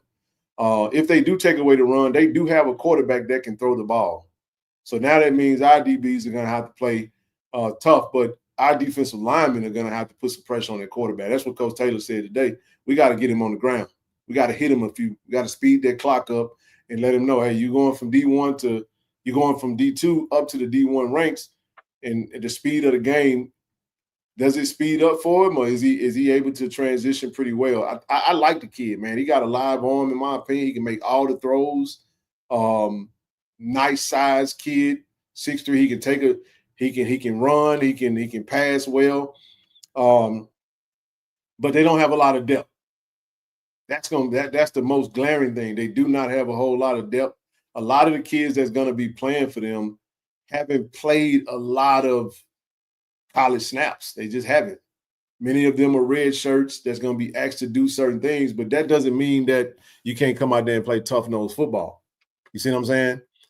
So I think for us, our biggest challenge is going to be not believing the hype. We got to go out there and put it on tape, man, from the jump, and go out there ready to prove that we are either as good as we say we are, as good as we want to be. So I'm not taking this team lightly. I'm just not. After watching the film and looking at them and kind of seeing first game of the season, what kind of mindset do we have? I do trust our coaches, though. I do trust our coaches to have a great game plan, TD. I think the strategy is going to be very matter of fact to just dominate. We got to create turnovers. They just took the word create turnovers. But we can't get in there. We can't get into like third and longs, bro. We can't get outside of what we do great. We can run the ball. We can create problems for them.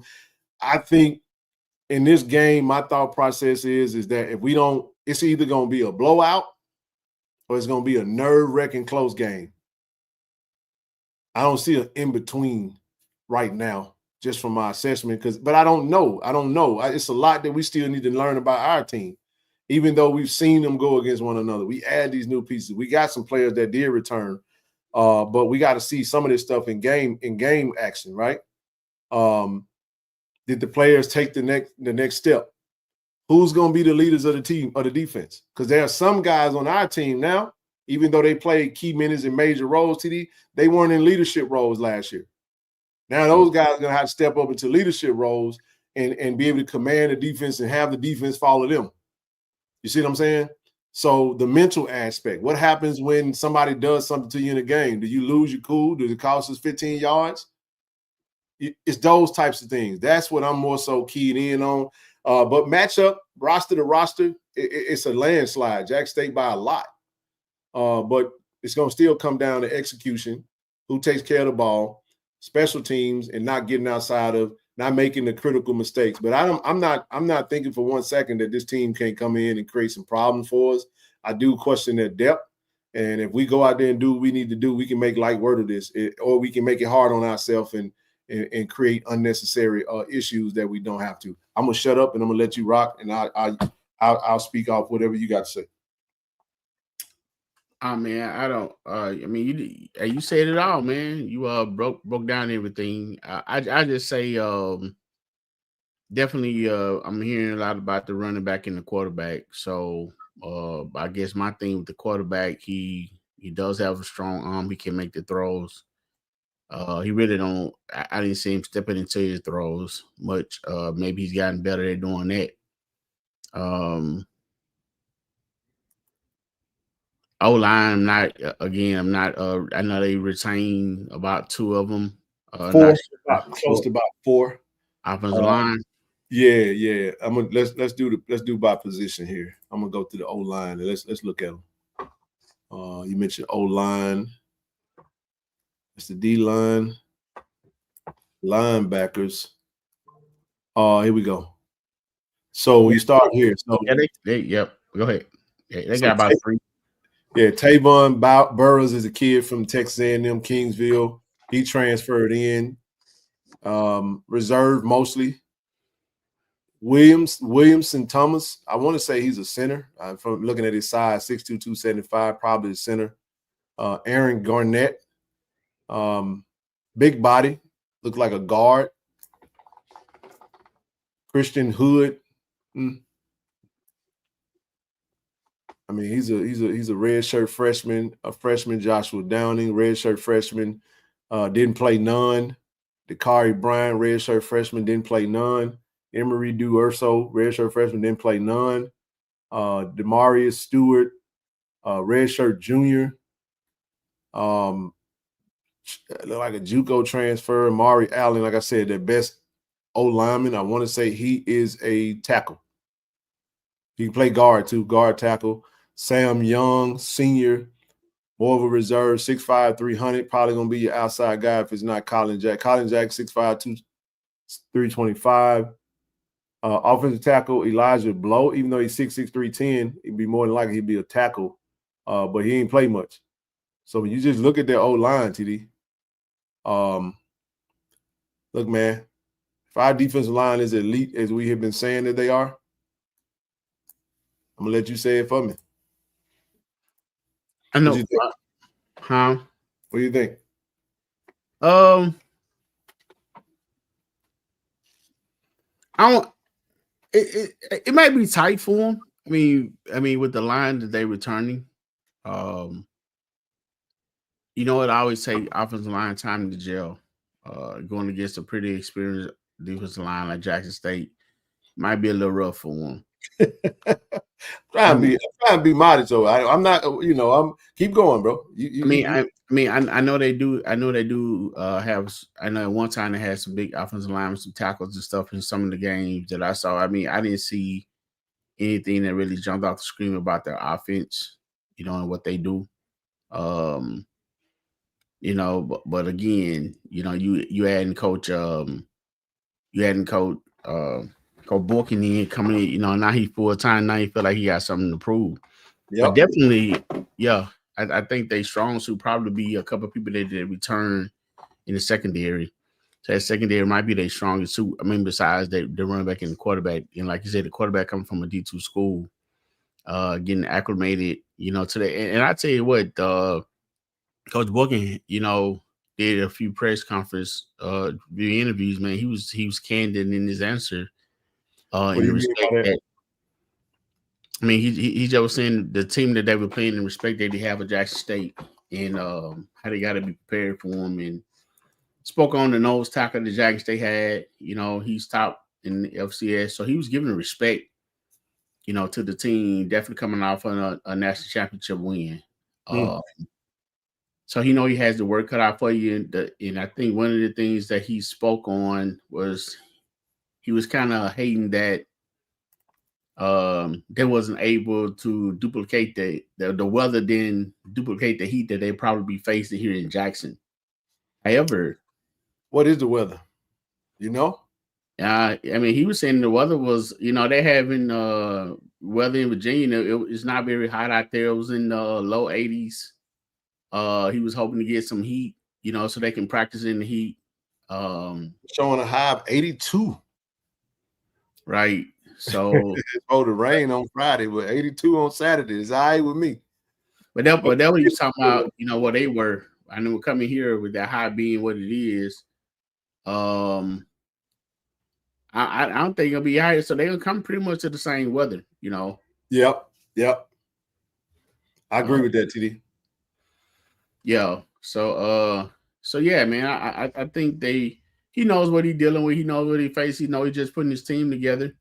And he giving props, but he said that he's gonna come out and be ready to play. Like I said, as far as that quarterback, Ken, the young man is an athlete. He makes good decisions. He has a strong arm. Again, I think you put a little. You got to get him down because he will strap on you. Yep. You got to lock him down. But if you put a little pressure on with him not stepping into his throws, he's subject to make mistakes. So maybe he gotten better on that. But again, I think he's a good quarterback. Not sure about their D line. I know the strongest was supposed to be their secondary. Yep. Yeah, their secondary is. But one thing I will say is that there is you guys have heard us say.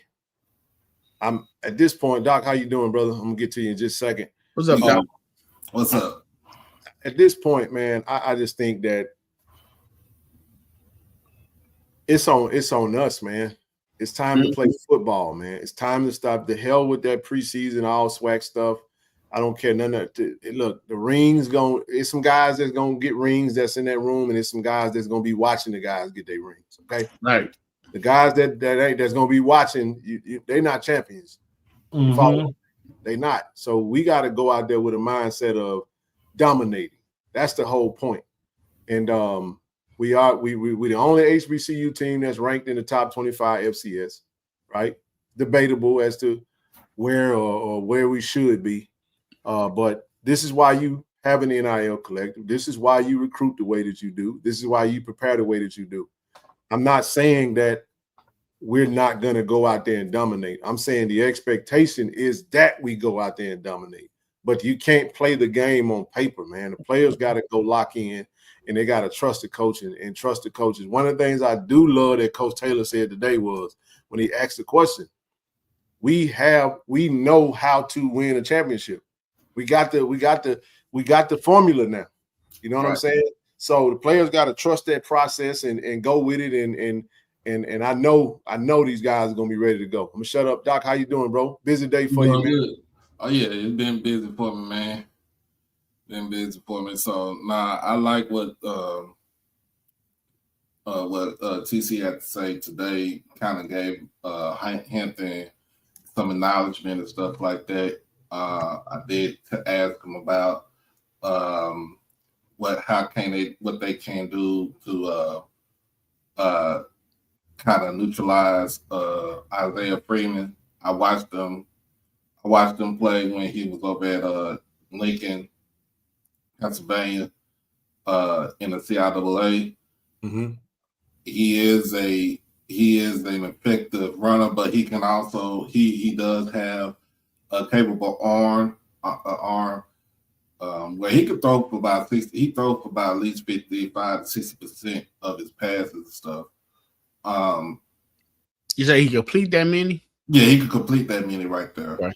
So he's a capable quarterback. The thing about it is don't sleep on because he can sneak up on you. But and then when it comes to just the rest of the team, most of the team is basically new. you really think about it from Hampton, they got some players that stayed from last season, but most of it is new. You know, transfer portal, give it to take it away. So I mean, well, one thing we got to definitely remember, Doc, when you're dealing with a team like Hampton, we got to understand that Hampton is only a few years removed from the MEAC.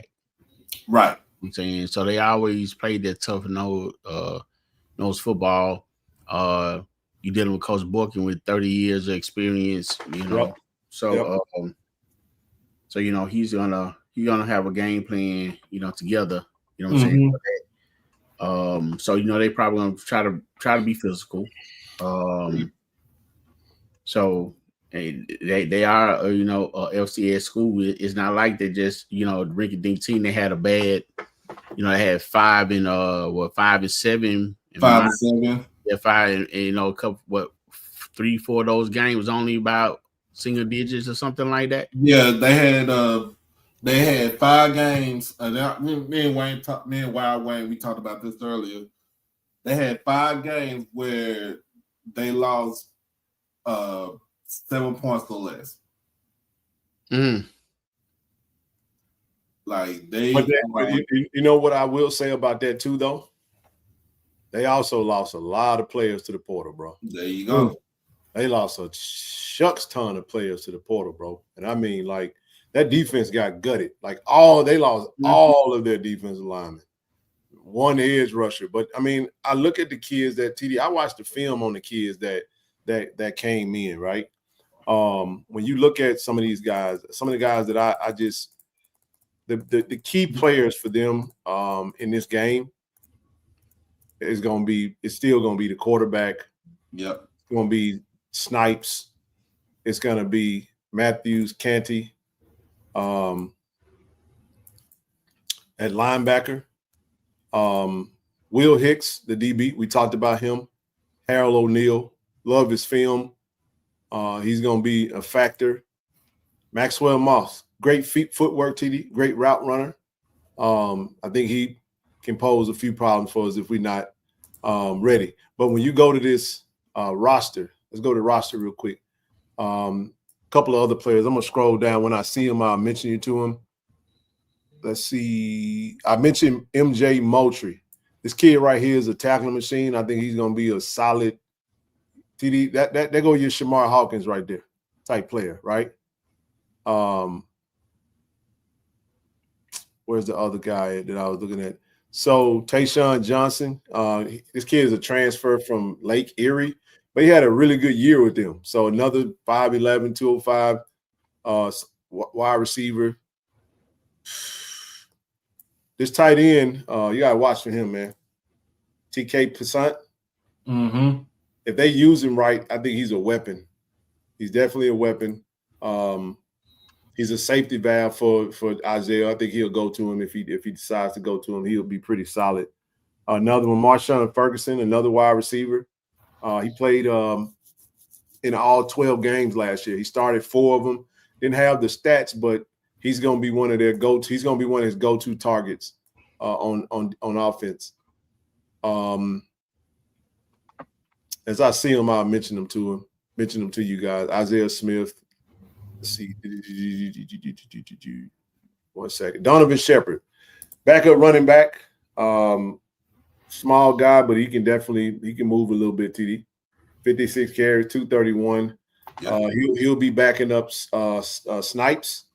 So number 23 when he comes in, a much smaller back, but he can definitely kind of like Nate Blunt, man. But he's a smaller version of that, more of your scat back. 5'7", 175. He can skedaddle a little bit. You know what I mean? All right, let's see who else was that stood out to me. Just because everybody I'm naming, I actually went and looked at film on them. See this big kid right here from West Virginia didn't play, even though he's an edge. 1 second. The other kid that backup, Christian Greenlaw, tight end. Another one that can actually, like they said, they use their tight ends. They got 2 solid. They solid at the 2 deep on tight ends. Greenlaw and Passant. And let me say it like this: like people, y'all, let's be real. This team for Hampton is actually built to withstand the rigors of playing in the CAA. Yep. They're playing New Hampshire. They're playing Villanova, who's the playoff team. They're playing William and Mary, who basically they are always strong in that conference. They last season they lost to Richmond by like I think it was like 6 points or like 3 points. They lost to New Hampshire by 1. They gave Villanova a run for their money until late in the fourth quarter. You're talking about a team that's, like, yeah, of course they're gonna have their HBCUs on their schedule, but when it comes to the rest of that conference, other than North Carolina A&T, they are built to play some physical type football in that conference right there. Yep. They don't have to worry about Delaware, because remember, Delaware moved up. That conference lost a lot of teams that are moved up, or they don't move to different conferences and stuff like that. So I'm not going to take them lightly. No. I'm not going to take them lightly. I'm going to basically look at them like if they was a SWAC team. I'm gonna look at. If they were a SWAC team, who would you compare them to the most? If they was SWAC team, I'll compare them to I would compare them to Alabama A&M. They pesky, like they're like pests. And remember, they are 3-0 against us. So last time we played was a long time ago. Yeah, we lost to them in 2008. I mean, history is history, but this ain't that no more. This ain't that though. This ain't too. Now I know you saying, in my opinion, from what I've seen, I would compare them to Alcorn.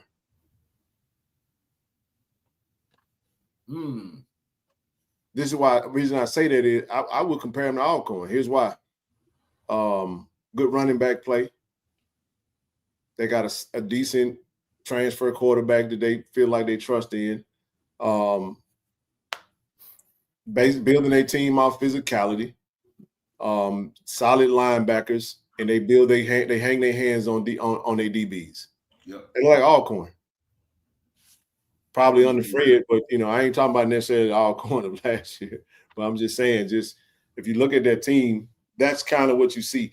I think the biggest thing, some of the things that I did go watch a podcast from some Hampton Pirates. They count this game as a loss. They just feel like Jack State is tough. It's going to be a tough out. They also say that they don't start the season playing well. They usually start off slow. Coming on the road, having to come way out here to the South, even if it's 80 degrees in the South, you're still going to sweat. It's still a different type of climate. It's still a different type of temperature. It's not 80 degrees with 80 degrees, you sweat in the shade. You know what I'm saying? So that's something that I'm not tripping. I'm definitely not tripping about it being hotter, because I was a little worried about that myself. But the fact that it's 82, I'll take it, right? But in the end, the climate still will be a little different for them when you don't have the depth. Listen, they're going to play TD. When they start going into their too deep, you're going to start seeing a lot of kids on the field that ain't played no college snaps. That's what you're going to see. So you're going up against if I had it my way, I want to get these folks done and over with out the way early. I want an absolute dominant first half, because we got to continue to build depth. And the only way we can do that is through game minutes. I want to see our backup quarterback getting that thing sometime in the fourth, get some serious game reps, and continue to improve in game time situations.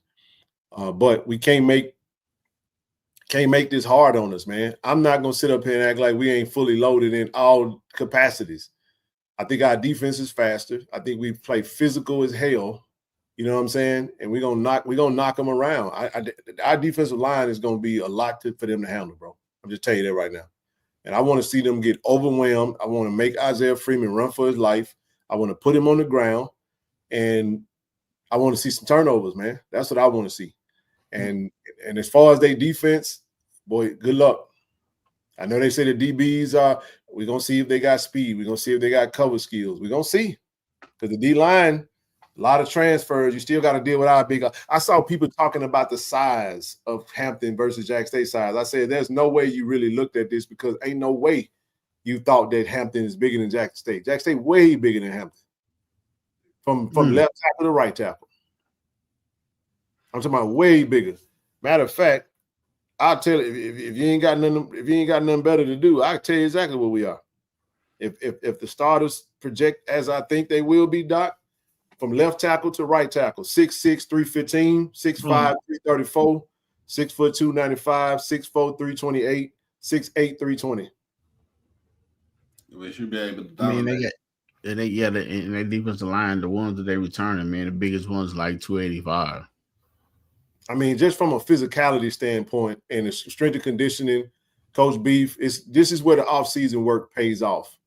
The reason I'm saying this the way that I'm saying this is that, family, I got to be honest with you guys. The only thing that irks me is when we think we're better than what we are. I would rather be better than what I'm saying. It's kind of like an under-promise, over-deliver mindset. Just go out and dominate, and then let us talk about how good the players are playing. I don't want the players to feel like they're good like that. I want them to feel like they got something to prove. They got to make a point, and we need to go make a statement. And I know the coaches want to make a statement. You know what I'm saying? I know the team want to make a statement. I want to blow these guys out, man. I really do. I don't want nothing. I don't want to leave no doubt. But with that being said, it's really up to us how this game goes. This is my opinion on it. Do we go out there and not handle business? But I think if we go out there with the wide receiver core that we got, the hands are going to be full. With the running back room that we have. Look, y'all talking about Snipes and maybe Shepard. You got to deal with 5, 6 running backs, and we ain't going to get tired. We like Kevin Gates in the backfield. We ain't getting tired. Just telling you, we're not. And if we can sub from left to right tackle at the 2 deep. TC said, Coach TC Taylor said something today that's very true about Jackson State. There is no major drop-off at the 2 deep. We're very solid at the 2 deep. Right. Very solid at the 2 deep. And in some positions, 3 deep. But we're not even talking about the 3 deep. We're talking about 2 deep. And being able to substitute and keep fresh legs. So if I stay fresh the entire game because I'm not wearing down my team, then I can continue to just pound on you all game. With the heat, with being in a different climate, with the noise.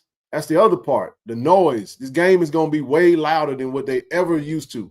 Hampton is not used to the environment. And I watched that Hampton game, the real HU, the battle of the real HUs. And I almost slipped into a coma.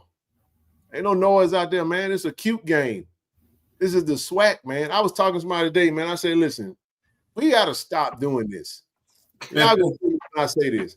If I'm the SWAC and if I'm an HBCU in the SWAC, look, respect to the MEAC, but bro, and I ain't talking about MEAC SWAC challenge like that. I know North Carolina Central just beat up on Southern and whooped them. We're not talking about that. I'm talking about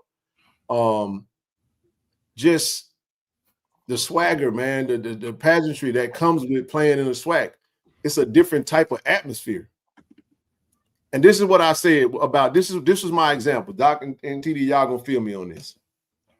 Maybe you feel me on this. The SWAC is Atlanta, and the MEAC is Charlotte.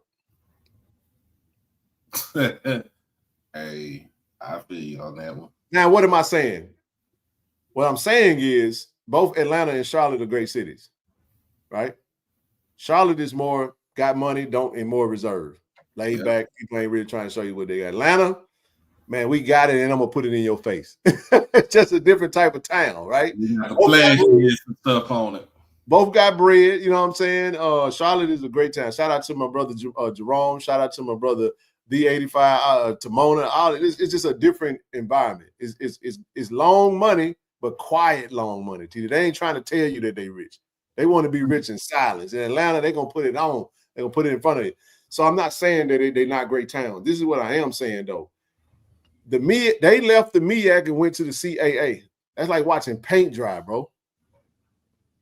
So the players are not used to playing in this type of atmosphere. The vet is loud, bro. Yeah. You got the boom blowing.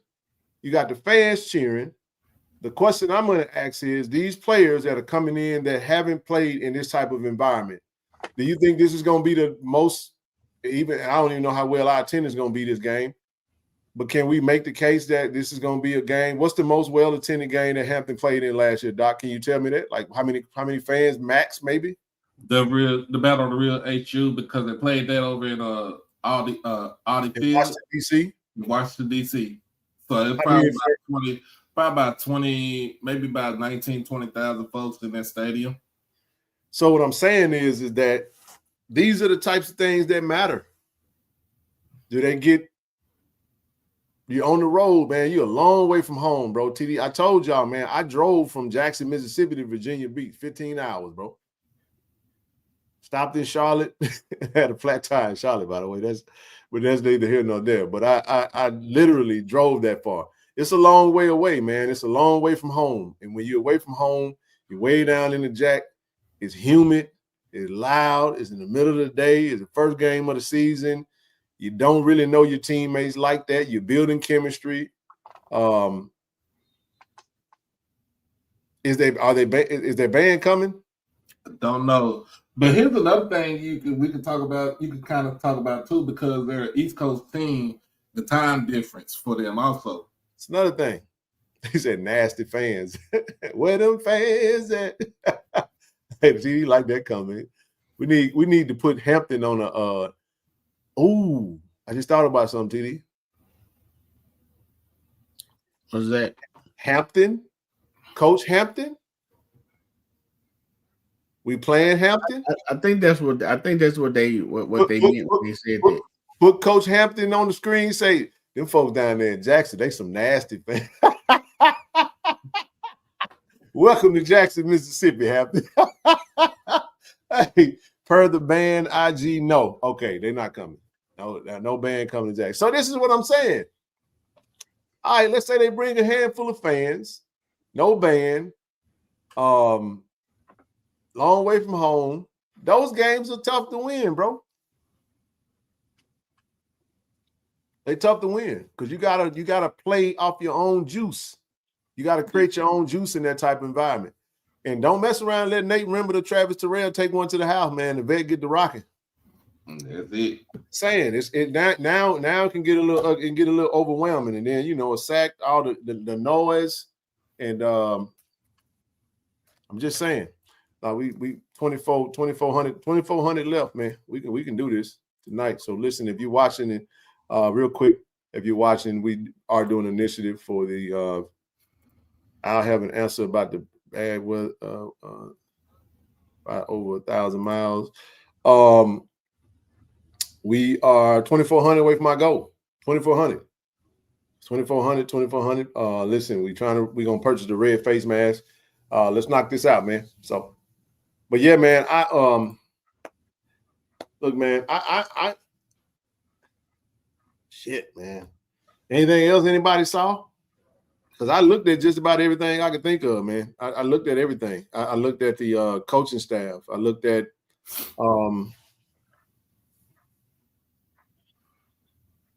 it's just time to play football at this point. Yeah, I mean, I think it's gonna come down to who won it.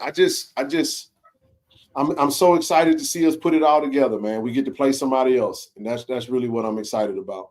But if we're going off the data and what we know that is true, we got the best O-line coach in the country. Special teams, we got the best kicker on the field that day. Give me G, baby. Give me best. We got the best kick returners. But Hampton has played games. When you go back and look at their film, they had a lot of talent on their team last year, bro. They really did, and they lost a lot of it. So that's kind of where they are. They got to find out what they have. They say, there you go. I told you that kid transferred. Look, Andre Phillips, Allen, and Harry. Yep, both are tackling machines. Those are the types of linebackers you like. You add them with Matthews, Canty. There go your 3 linebackers. They put 4 D linemen on the field. So if they stay true to their scheme, what they had 2 D tackles, 2 edge guys.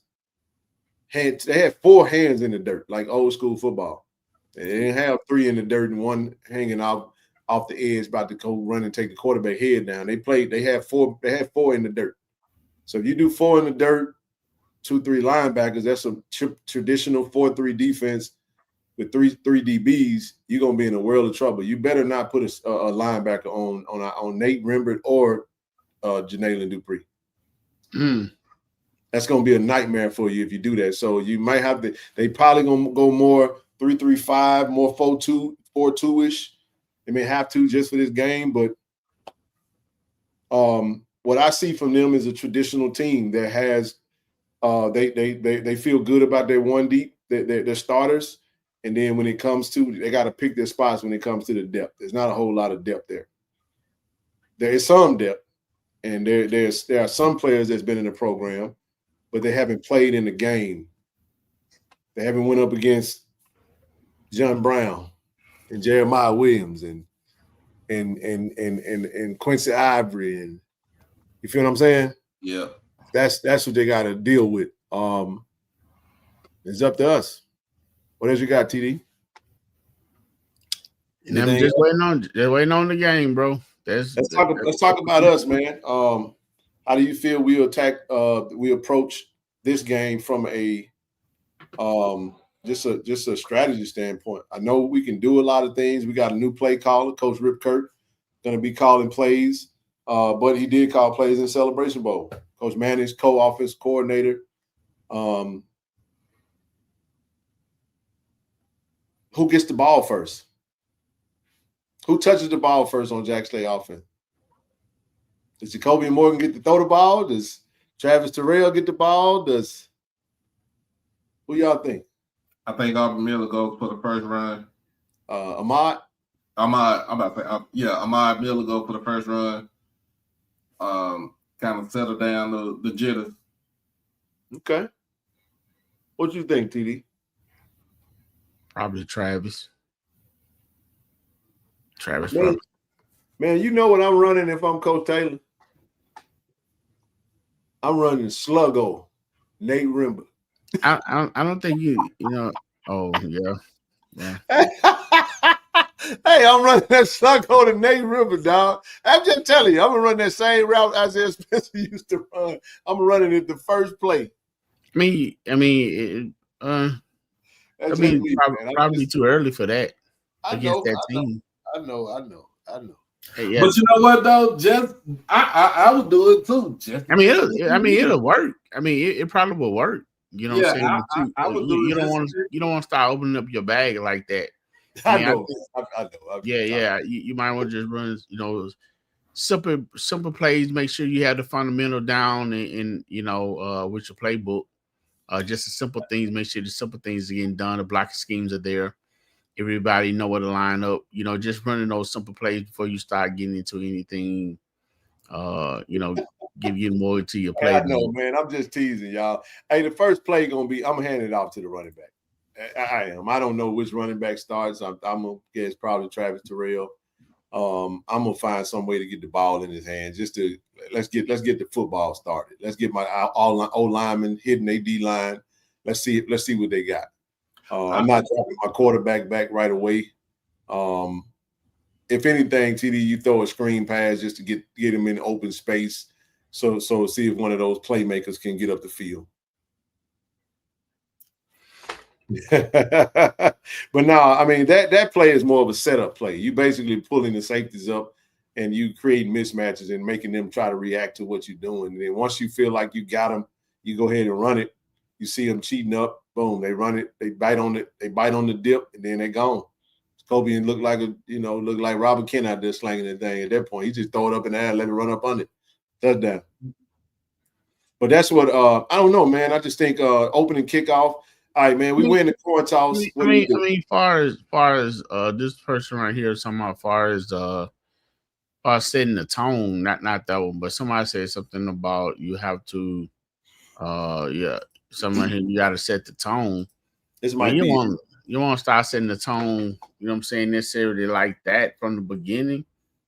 You can. I mean, I get where you're coming from. Traditionally, like you probably don't want to do that, but you can. Now, here's what happens if you don't. Yeah. Now you done showed it, and now it's 2nd and 10. You see what I'm saying? Or it's an interception, or it's a sack, or whatever. I don't know. So, or it's a holding. Now it's 1st and 20. We don't know, man. I'm just saying, like, the reality of it is that I'm curious to see how we're gonna do it. I would think that should be a lot of 2 safety high with the wide receivers we have. It should. So if that's the case, 2 safety high, that means we can pick them apart in the box. How many you keep in the box if you're gonna do that? You play 2 safety high. I guess you still can. You could put 6 in probably put 5, 6 in the box. Okay, now you throw a screen pass to Travis or Nate and let them get in the open field and see if they can create something. Yep. I think if I win the coin toss, I go on defense first, just so we can go out there and see if we can't give my offense a little time to get settled. Watching the game, let the game get rolling. I don't think you go into that first game with it without some nerves. You know what I'm saying? No doubt about it. I was just playing, y'all, with the sluggo off the rip. I don't think the coaches would do that at all unless they felt like they had something and they seen something in the scheme that they feel like they could take advantage of. But with our team, man, with the level of physicality that we play with and the weapons that we have, you really could just hand the ball off and let's see how we feeling right now. Let's go open the hole. Hell, you never know. We might take one for 20, 25, 20. You know what I'm saying? It might be a long run. Now you can kind of create everything because now they playing on their heels and now they're reacting. So if they kick it off first, be prepared for some trickery. See their game versus Morgan State. We can't slant them to death with our speed. That's what the coaches get paid the big bucks for. They got a lot of weapons over there, man, and I'm excited to see how they're gonna use them. First quarter is gonna be a lot, man. Last year, what was it? Was it last year we was having those slow starts, or was that 2023? We had a little bit. We had some slow starts earlier last year too. Last season. Well, I think the biggest thing, man, is with this USM game standing right behind this game, and we can't play around with Hampton, man. We gotta this is a business trip. We gotta show up with the business mindset. I feel like we're in game mode already. I can tell by just the tone of the team with just the little things, man. I really feel like this is a business week, and I love that. So I'm excited to get there to kind of be around it and see it and be prepared for it. But fam, it ain't really much else we can really offer from a roster standpoint. We looked at the film. I looked at all the HBCU tapes. I like Snipes. He's a big back, 6'1", 210, pretty physical. And they got the little scat back that can run. They got some decent wide receivers. They got a solid quarterback. They got a makeshift offensive line with a few game snaps that they feel like they can get the ball out. They're not going to stand in the pocket long, TD. They're going to try to get that ball out of his hand quick. So I don't expect a lot of long developing routes, RPO stuff that's going to make you think. Our edge rushers, Quincy and Jace and Kanye, they're going to have to play sound, disciplined football. Set the edge, force them inside, lead them to your D tackles. Let the D tackles eat if you're running that shit all day and you just stop them and let Jeremiah and them kill them. And then they're going to have to get out of it. But trying to, mess around missing your assignment, you overcommit. That's how you give up the big play on RPO. So that's really what I got out of it. But I saw them they run a lot of trips right, trips left. If they run in that same scheme, you're gonna see them run. They're gonna be in a lot of 11. They run a lot of 11 personnel. I mean, not 11. What am I talking about? 10. Well, 11. Am I tripping? No, not 11. They can play 21 personnel also too. 21. 21. Man, what is four wide receivers, one running back? Am I tripping? Well, it's more 0 tight ends. Let me say it that way.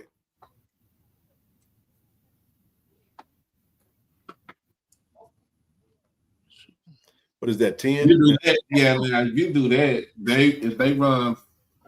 If they run 4 wide, 1 back, 10 personnel. 10. Yeah, 10 personnel. 10 my mind went blank like a mug just then. 10 personnel, 1 running back, 0. Okay, so in a lot of the videos I was watching, they run 10, they run some 10, run some 11, but I seen a lot of 3 wide receivers to the right, 1 wide receiver to the left, or they reverse it. And then I looked at the direction in which the linemen were blocking. So a couple of times, majority of the time, the linemen were blocking all in the direction of the trips. Trips right, they block right. And they try to create this opening for the wide receiver, for the running back and the quarterback to have an open field to play with. They push all the numbers over there to, that's basically some of what I saw a lot of times. And they pick their spots. But if they ain't got time, they really Keyshawn Johnson transfer player. Yeah, that's what I was telling them. That kid right there played at Lake Erie, even though it was a smaller school, but he had a lot of good stats, TD. So boom, I'm glad you pointed that out. So Tayshawn, let me go to him real quick. Tayshawn Johnson, wide receiver 5'11", 205. I'm gonna pull up his resume. So he played at Lake Erie. I'm a little familiar with Lake Erie. Breakout season last season, he had 65 catches, 756, 10 touchdowns. Made 11 catches, 94 yards, 2 touchdowns versus Ashland. I mean, at the end of the day, he's a 4-time Lake Erie Athlete of the Week award winner, 2nd team All GMAC. A lot of kids are very smart though, man. High IQ. A lot of academic guys. Usually when you see the academics on the team, that means the team ain't that good.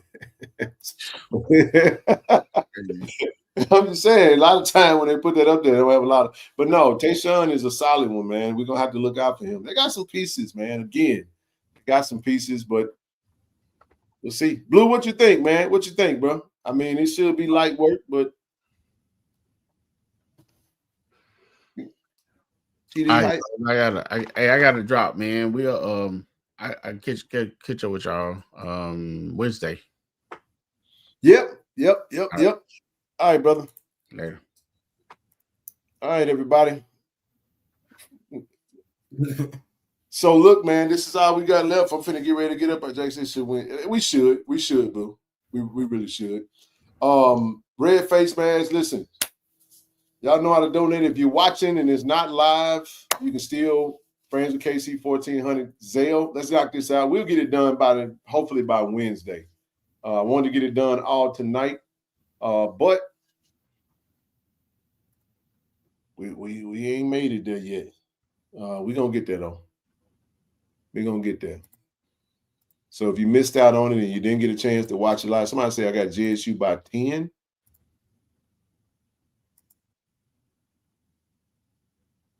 Oh, you got minus 10. Okay. Be on for a minute. Give me your thoughts, Doc. Anything else you got on this game before we move on? Man, I just think we could win this game soundly, like Blue said, win it comfortably. We just don't take this team lightly, especially since going into next week, we got USM down at the Rock. Yep. Y'all know we're not gonna take that guy lightly either. So football is back. I'm happy that it's back. Yep, we will. They will have a red block on these joints, man. So the sooner we can collect this tab, We're gonna buy these red face masks, get them in. We should have them in by the time we play Tuskegee. We just got to knock it out, though. We still got, so if you want to go ahead and donate, we'll knock it out. I should be in Jackson this weekend. You coming to the game? Yeah, so yeah. Man, I'm shocked by that, bro. I thought you would be Labor Day Classic, bro. Well, shoot, my niece ain't gonna be there, so I was gonna go with my niece and my mom. I asked my mom, we going to Houston. She's like, "Nah, we going to I'm going to Mississippi." I'm like, but going down to Brookhaven where my stepfather was born, and we got our family reunion down there this weekend in Brookhaven and Boca Chica. So Boca Chica. Mm-hmm. Chances to get Morgan out by the end of the third. It's gonna be up to Morgan. It's gonna be up to Morgan and the rest of the squad, man. It's up to, honestly, man. This game will go how we play. Right. It comes down to us, man. I'm not sugarcoating it. I did want to tell their story from what I was able to see and the research I was able to put out there. But when you really get down to it, football is the ultimate team sport. You gotta build chemistry. Game reps matter. Situational football matters. Conditioning matters. When you look at the chances of climate, being on the road, being in an environment that you're not used to playing in, the noise, the we don't know. Yeah. Some teams have come to the vet and have unraveled. Some teams have come to the vet and have played and created their own juice. But I really like our chances. We're in the driver's seat, man. We on the quest to defend our title, and it starts with Hampton. That's what it starts with. But this team is relatively unknown. But I still feel like they're gonna have it. They got us circled. It's a game for them to really come out and test themselves. So that's what we got to do. We got to go out and play smash mouth football. I want to see a dominant performance. Jacobin's a senior. Yep. Celebration Bowl MVP. Let's go out and dominate. You know, you've been in this offense he's in year 3 now, Doc. Yep.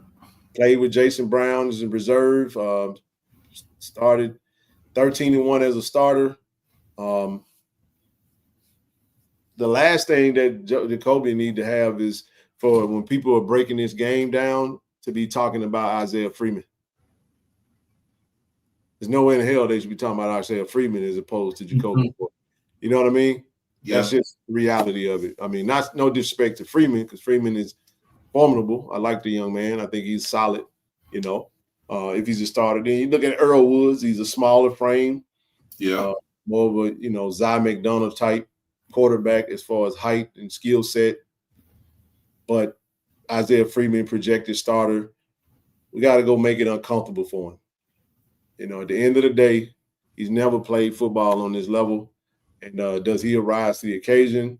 Does he have the poise, the pocket presence? Is he able to really, hold his own? I like this film, Doc. I watched this film. I thought the film was pretty solid. But he didn't have Jack State defensive line linebacker chase him around. So if we are as elite as we say we were, there are a lot of players that was on that team last year that are not here. I want to see Shamar step up. I want to see BJ step up. Yep. Those cornerbacks, I want to see our cornerbacks, Mike Smith, KJ, Kamari, Levi, B. Chaney. You know what I'm saying? Frankie, whoever's out there. I want to see them guys step up. The linebackers, I think we're going to be solid in the line with linebacker play, but we still got to go be dominant, though. They need to be. I haven't watched his press conference. I'm going to watch Coach Boykin's press conference here once I get off of here. I ain't really seen what he had to say, but I had started watching Hampton about a month ago, just kind of taking my time with it, Doc. I wasn't trying to speed rush it, and just kind of saw what jumped out at me, who jumped out to me. But looking for a big game from Shamar and Reed. Yeah, me too, man. I really am. Really am. Looking forward to them to go out there and do some things, man. So But this is what it is. You defend your title and just kind of go from there, man. Special teams is going to be critical, though. I think they kicked the Travis. How many opportunities would Travis Terrell get to return the football this game? That could be a lot. Remember, Travis Terrell turning the kickoffs put us in a lot of good field positions. So getting that energy in the crowd, that Mr. Excitement, getting the crowd worked up and creating that juice. But man, I'm telling you, once we kick this thing off, man, it's gonna be all for it, man. We like you said, we just got to go out there, defend our title, play good sound football. On offense, play Jack State defense, and we can come out with the win on Saturday. He said he gave a lot of respect to talking about Jeremiah Williams. Jeremiah Williams is definitely a disruptor. And with the edge rush play, I mean, we can really look to collapse the pocket on Brother Freeman and just try to force him to get that ball out quick. Listen, the linebackers should be able to. I want to see our linebackers get some interceptions. They've done it in camp, man. I mean, they applied pressure to our quarterbacks. You know what I'm saying? So, trust me, it's almost go time, bro. It's almost go time. So, I want to see Reed have a big game. Carmelo, Jones, some of the guys I'm looking to step up and do some major things, man. Who's going to be there? Tymon, it's go time now. You know what I mean? So that's what I'm looking at. That's pretty much it for me, man, on this game. I don't, on Wednesday, may have a guest. We'll talk a little bit more about it, but you guys come give me y'all thoughts, man. Y'all heard what we had to say tonight. I'm done looking at Hampton though. I'm ready to get to Jackson and see and look at us get ready to get prepared, man, for what it is we're looking to do. Man, I'll say before I roll off of here, shout out to our former Tigers who either made the 53-man roster in the NFL or they on a practice squad somewhere. Shout out to James Houston. Staying with my Cowboys. I was at the second game we played Baltimore. He and Carson Vincent was battling in that game. Hey, it was a good one. It was a good battle. He had some quarterback pressures in there, got some QB hits. I think he's gonna be on the practice squad. And he might be able to come up if Parsons going. I don't think Parsons going to sit out. I think I don't know now. I don't like that they attached his making the 53-man roster to Parsons' contract, though. I don't like that. Nah, I don't think that I don't think that it is either. I think it's more because it might be Parsons, but then DeMarion Overshown don't even come back until like mid-October from his knee injury.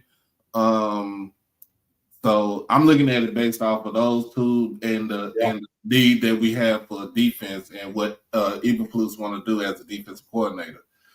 But yeah, man. I hope Rob McDaniel gets picked up on by a team or he goes back to Washington on the practice squad.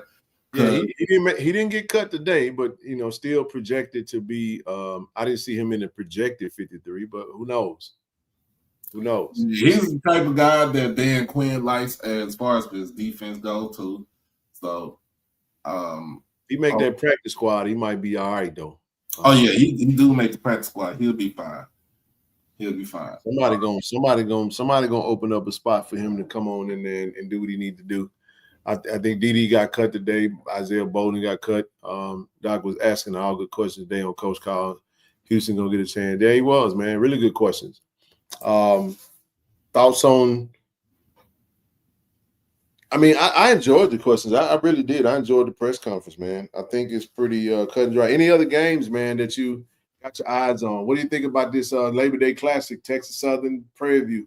I like this one, man. This one is subtle, man. Hey man, like, Doc, I already offered you the quarterback position, man. You turned me down. Hey, he offered me the quarterback. He offered We moved on though, bro. We moved on. I said, look, I ain't gonna play quarterback. I ain't got the arm like that, but I could be the edge rusher for you. The edge come out the line, man.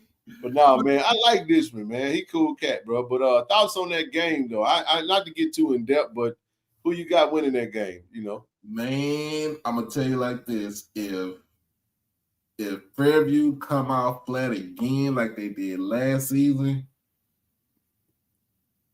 hey, hey, all that rah-rah talk you was doing in the off season, people got bookmarks and clips and go back look at videos and stuff, and they gonna get you. They gonna get you.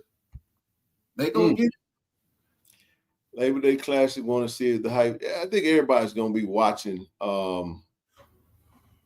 Man, who else is playing? I'm not worried about the Valley and the Southern game. That game gonna be ain't nobody care. Let's look at you got FAMU versus Howard in the OBC. Yes, you do. FAMU versus Howard. Wow. Coach Cozy just named his QB today, RJ Johnson III. Hold on, who? Coach Cozy, he named who? RJ Johnson III. He's a transfer from Toledo. And that's the thing about it today was probably 6 teams know who they starting QBs are, and the other 6. So Toledo. Okay. Wow. I thought the young man from Central Florida or whatever, maybe from Central Michigan or something. Okay. Oh, you do have one from Central Michigan also on that squad too. So he named RJ. So you had a chance to look at him. I haven't had a chance to look at him. I'm gonna go back through and probably once I get off of here, I'm gonna look at some things tonight. I don't have to be at work until tomorrow night anyway. Yeah, I'm sure. And so they got Howard. Howard starting Ty Starks, who was our backup for a second, and I'm assuming Ty Starks is gonna start. I hope so, but they do got Jalen Scroggins from last season also. He did play some games last season. That's true. You got Alcorn versus Northwestern State. That's on Thursday night. Mm-hmm. As well as UAB versus Alabama State Thursday night. Okay. Mm-hmm. Versus Southern. A&M versus Arkansas. Of course, you got Pine Bluff heading over to Lubbock to play Texas Tech. Oh my gosh!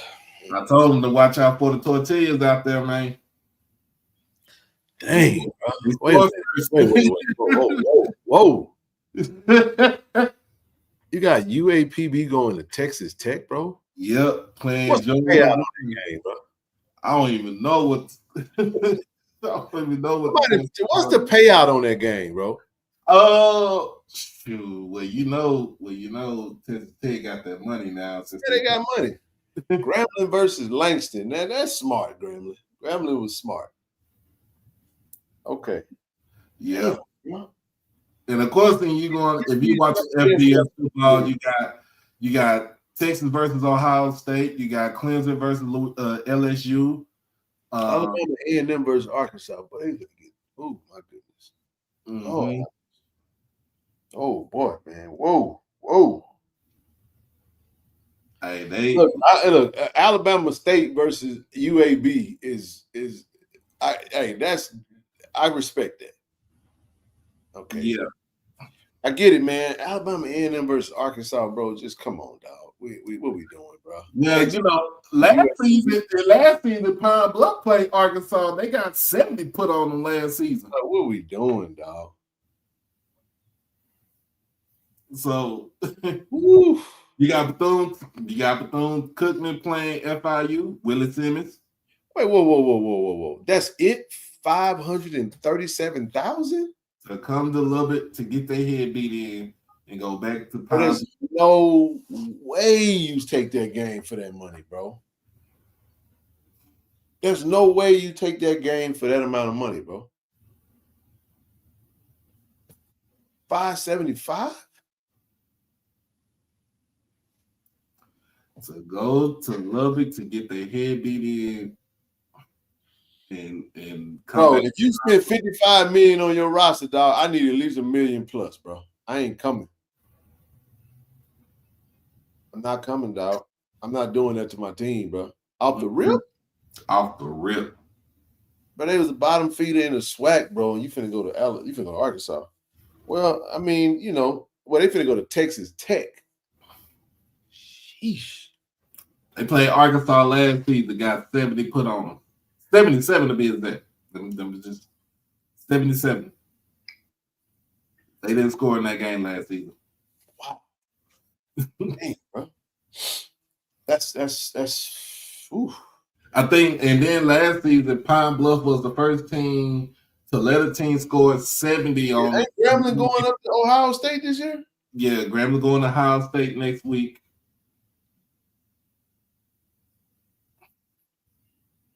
$1 million? A mil 1.25. Look, if you're gonna get beat up, you might as well do it. Get beat up in a Mercedes. Ain't no way you. Why are you getting beat up in the Toyota Corolla, man, in the Camry? Yep, Grambling going up there to play the defending national champions. And I think Ohio State's paying for everything, so they're paying for the team, the band. I mean, you think? And Grambling keeps. They just won a natty, bro. They just won a national championship. Dog. Like, come on, dog. 1.25 though is tough. 1.25 strong, but I'm gonna need 1.75 or 2 million or something, bro. Pine Bluff 555, 75. That's ridiculous, bro. Go to Lubbock and all that money they got over there, bro. Man, if I was Lubbock, man, I'd get him a $400,000 tip for this ass whooping they about to take. I'd just be like, man, just here, bro. Y'all take this. Whew. Yeah, man. That's that. Well, you know what? We got USM next week after this week, but we're not looking ahead though. I'm gonna definitely be watching USM versus Mississippi State. But we got Hampton in front of us, man. This is gonna be fun. So I will say this. I'm gonna go back to a couple of things, and then I'm gonna get out of you guys' way. Again, we will be at Greenwood for the tasting. Hampton's one of the owners went to Hampton, so we'll be there 7 to 9, man. So I'll pull up. You don't have to wait for the tasting to get to purchase. You can actually grab your bottle now. They are for pre-sale. They are You can pre-order now and go ahead and buy them online, and I think it's about 5 to 7 day turnaround on the shipping, man. So go to greenwoodwhiskey.com/shop/new-shop. So grab that, man. So and definitely, man, come out, man. We want to see you guys out there, and we're gonna be good hosts this weekend, man. We will. Again, we do have this initiative going on. I understand it's just wanted to put it in front of you. So if you're watching this and it's not live, a little over $2,000 to collect for this initiative. We're not gonna delay it. If we whatever we can collect, we will, and then we'll go ahead and grab it, man. I know you guys will be happy to see that red face mask back. I want to see it permanently.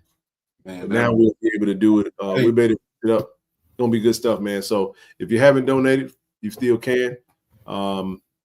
Roll up in the chat. We finna get ready to get up out of here, man. And if you are signed up to the collective and you're not in the chat, send me an email, KC-1400mediagroup@gmail.com, and I'll send you the link to the chat. We'll get you in there so you can be a part of that conversation. That's pretty much it. That's all we got, man. That's our breakdown on the Hampton look. Can't say if Steve Corey and talk to him. Maybe he'll have somebody from Hampton to come on and talk about their team. Not much out there. I went and looked at just about everything they had out there. Shout out to Blue and everybody that broke down the CAA, gave us a little bit of the data so we can kind of see a peep under the tent. But at the end of the day, we've done all the talking we can do. We, as fans, we got to show up and support. Look, if you don't have your tickets right now, it's not too late. Go ahead and grab your tickets. Grab your tickets. Grab your tickets. Grab your tickets. Go JSUTigers.com/tickets for single game tickets. And I want to shout out our channel sponsors, ShoutRx, as well as Canon, Toyota of Vicksburg, Automasters. Give them a shout, 601-927-7794 in Hill, Mississippi. Schedule your appointment at 601-329-5751. And again, BJ Moore, shout out to brother BJ Moore. If you need any local lawn service, 601-624-8702. We are on our road to 8,000 subscribers. We're less than 100 subscribers away from 8K. So tell a friend if you're watching right now, if you're watching on Facebook, Twitter, Twitch, wherever you're getting your content from, head over to YouTube.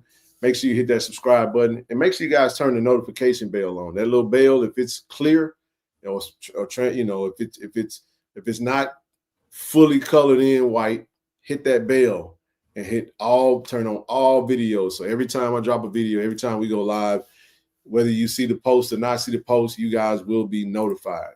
Other than that, that's all I got. Doc, appreciate you as always, man, for coming up. We'll see you guys back on Wednesday for a good show, and then we'll be back on Saturday morning. As always, family, it's D.I. Love. Go Tigers. Appreciate y'all.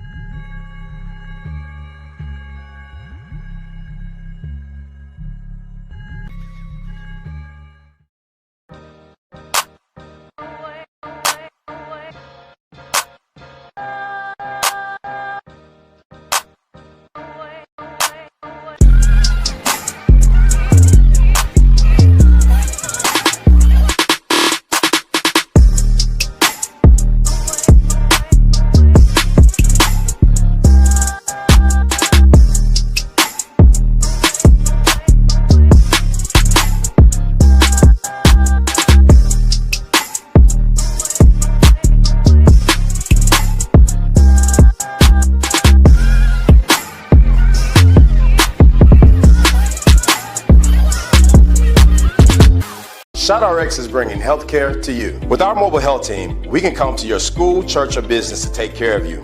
We offer childhood immunizations, COVID and flu vaccinations, physicals, and much more. Don't put your health off. Welcome to Care and Compassion. Welcome to ShoutRx. Hello, I'm Kevin Dent, Jackson State University, safety, Canton, Ohio. Today I'm being inducted to the Black College Hall of Fame.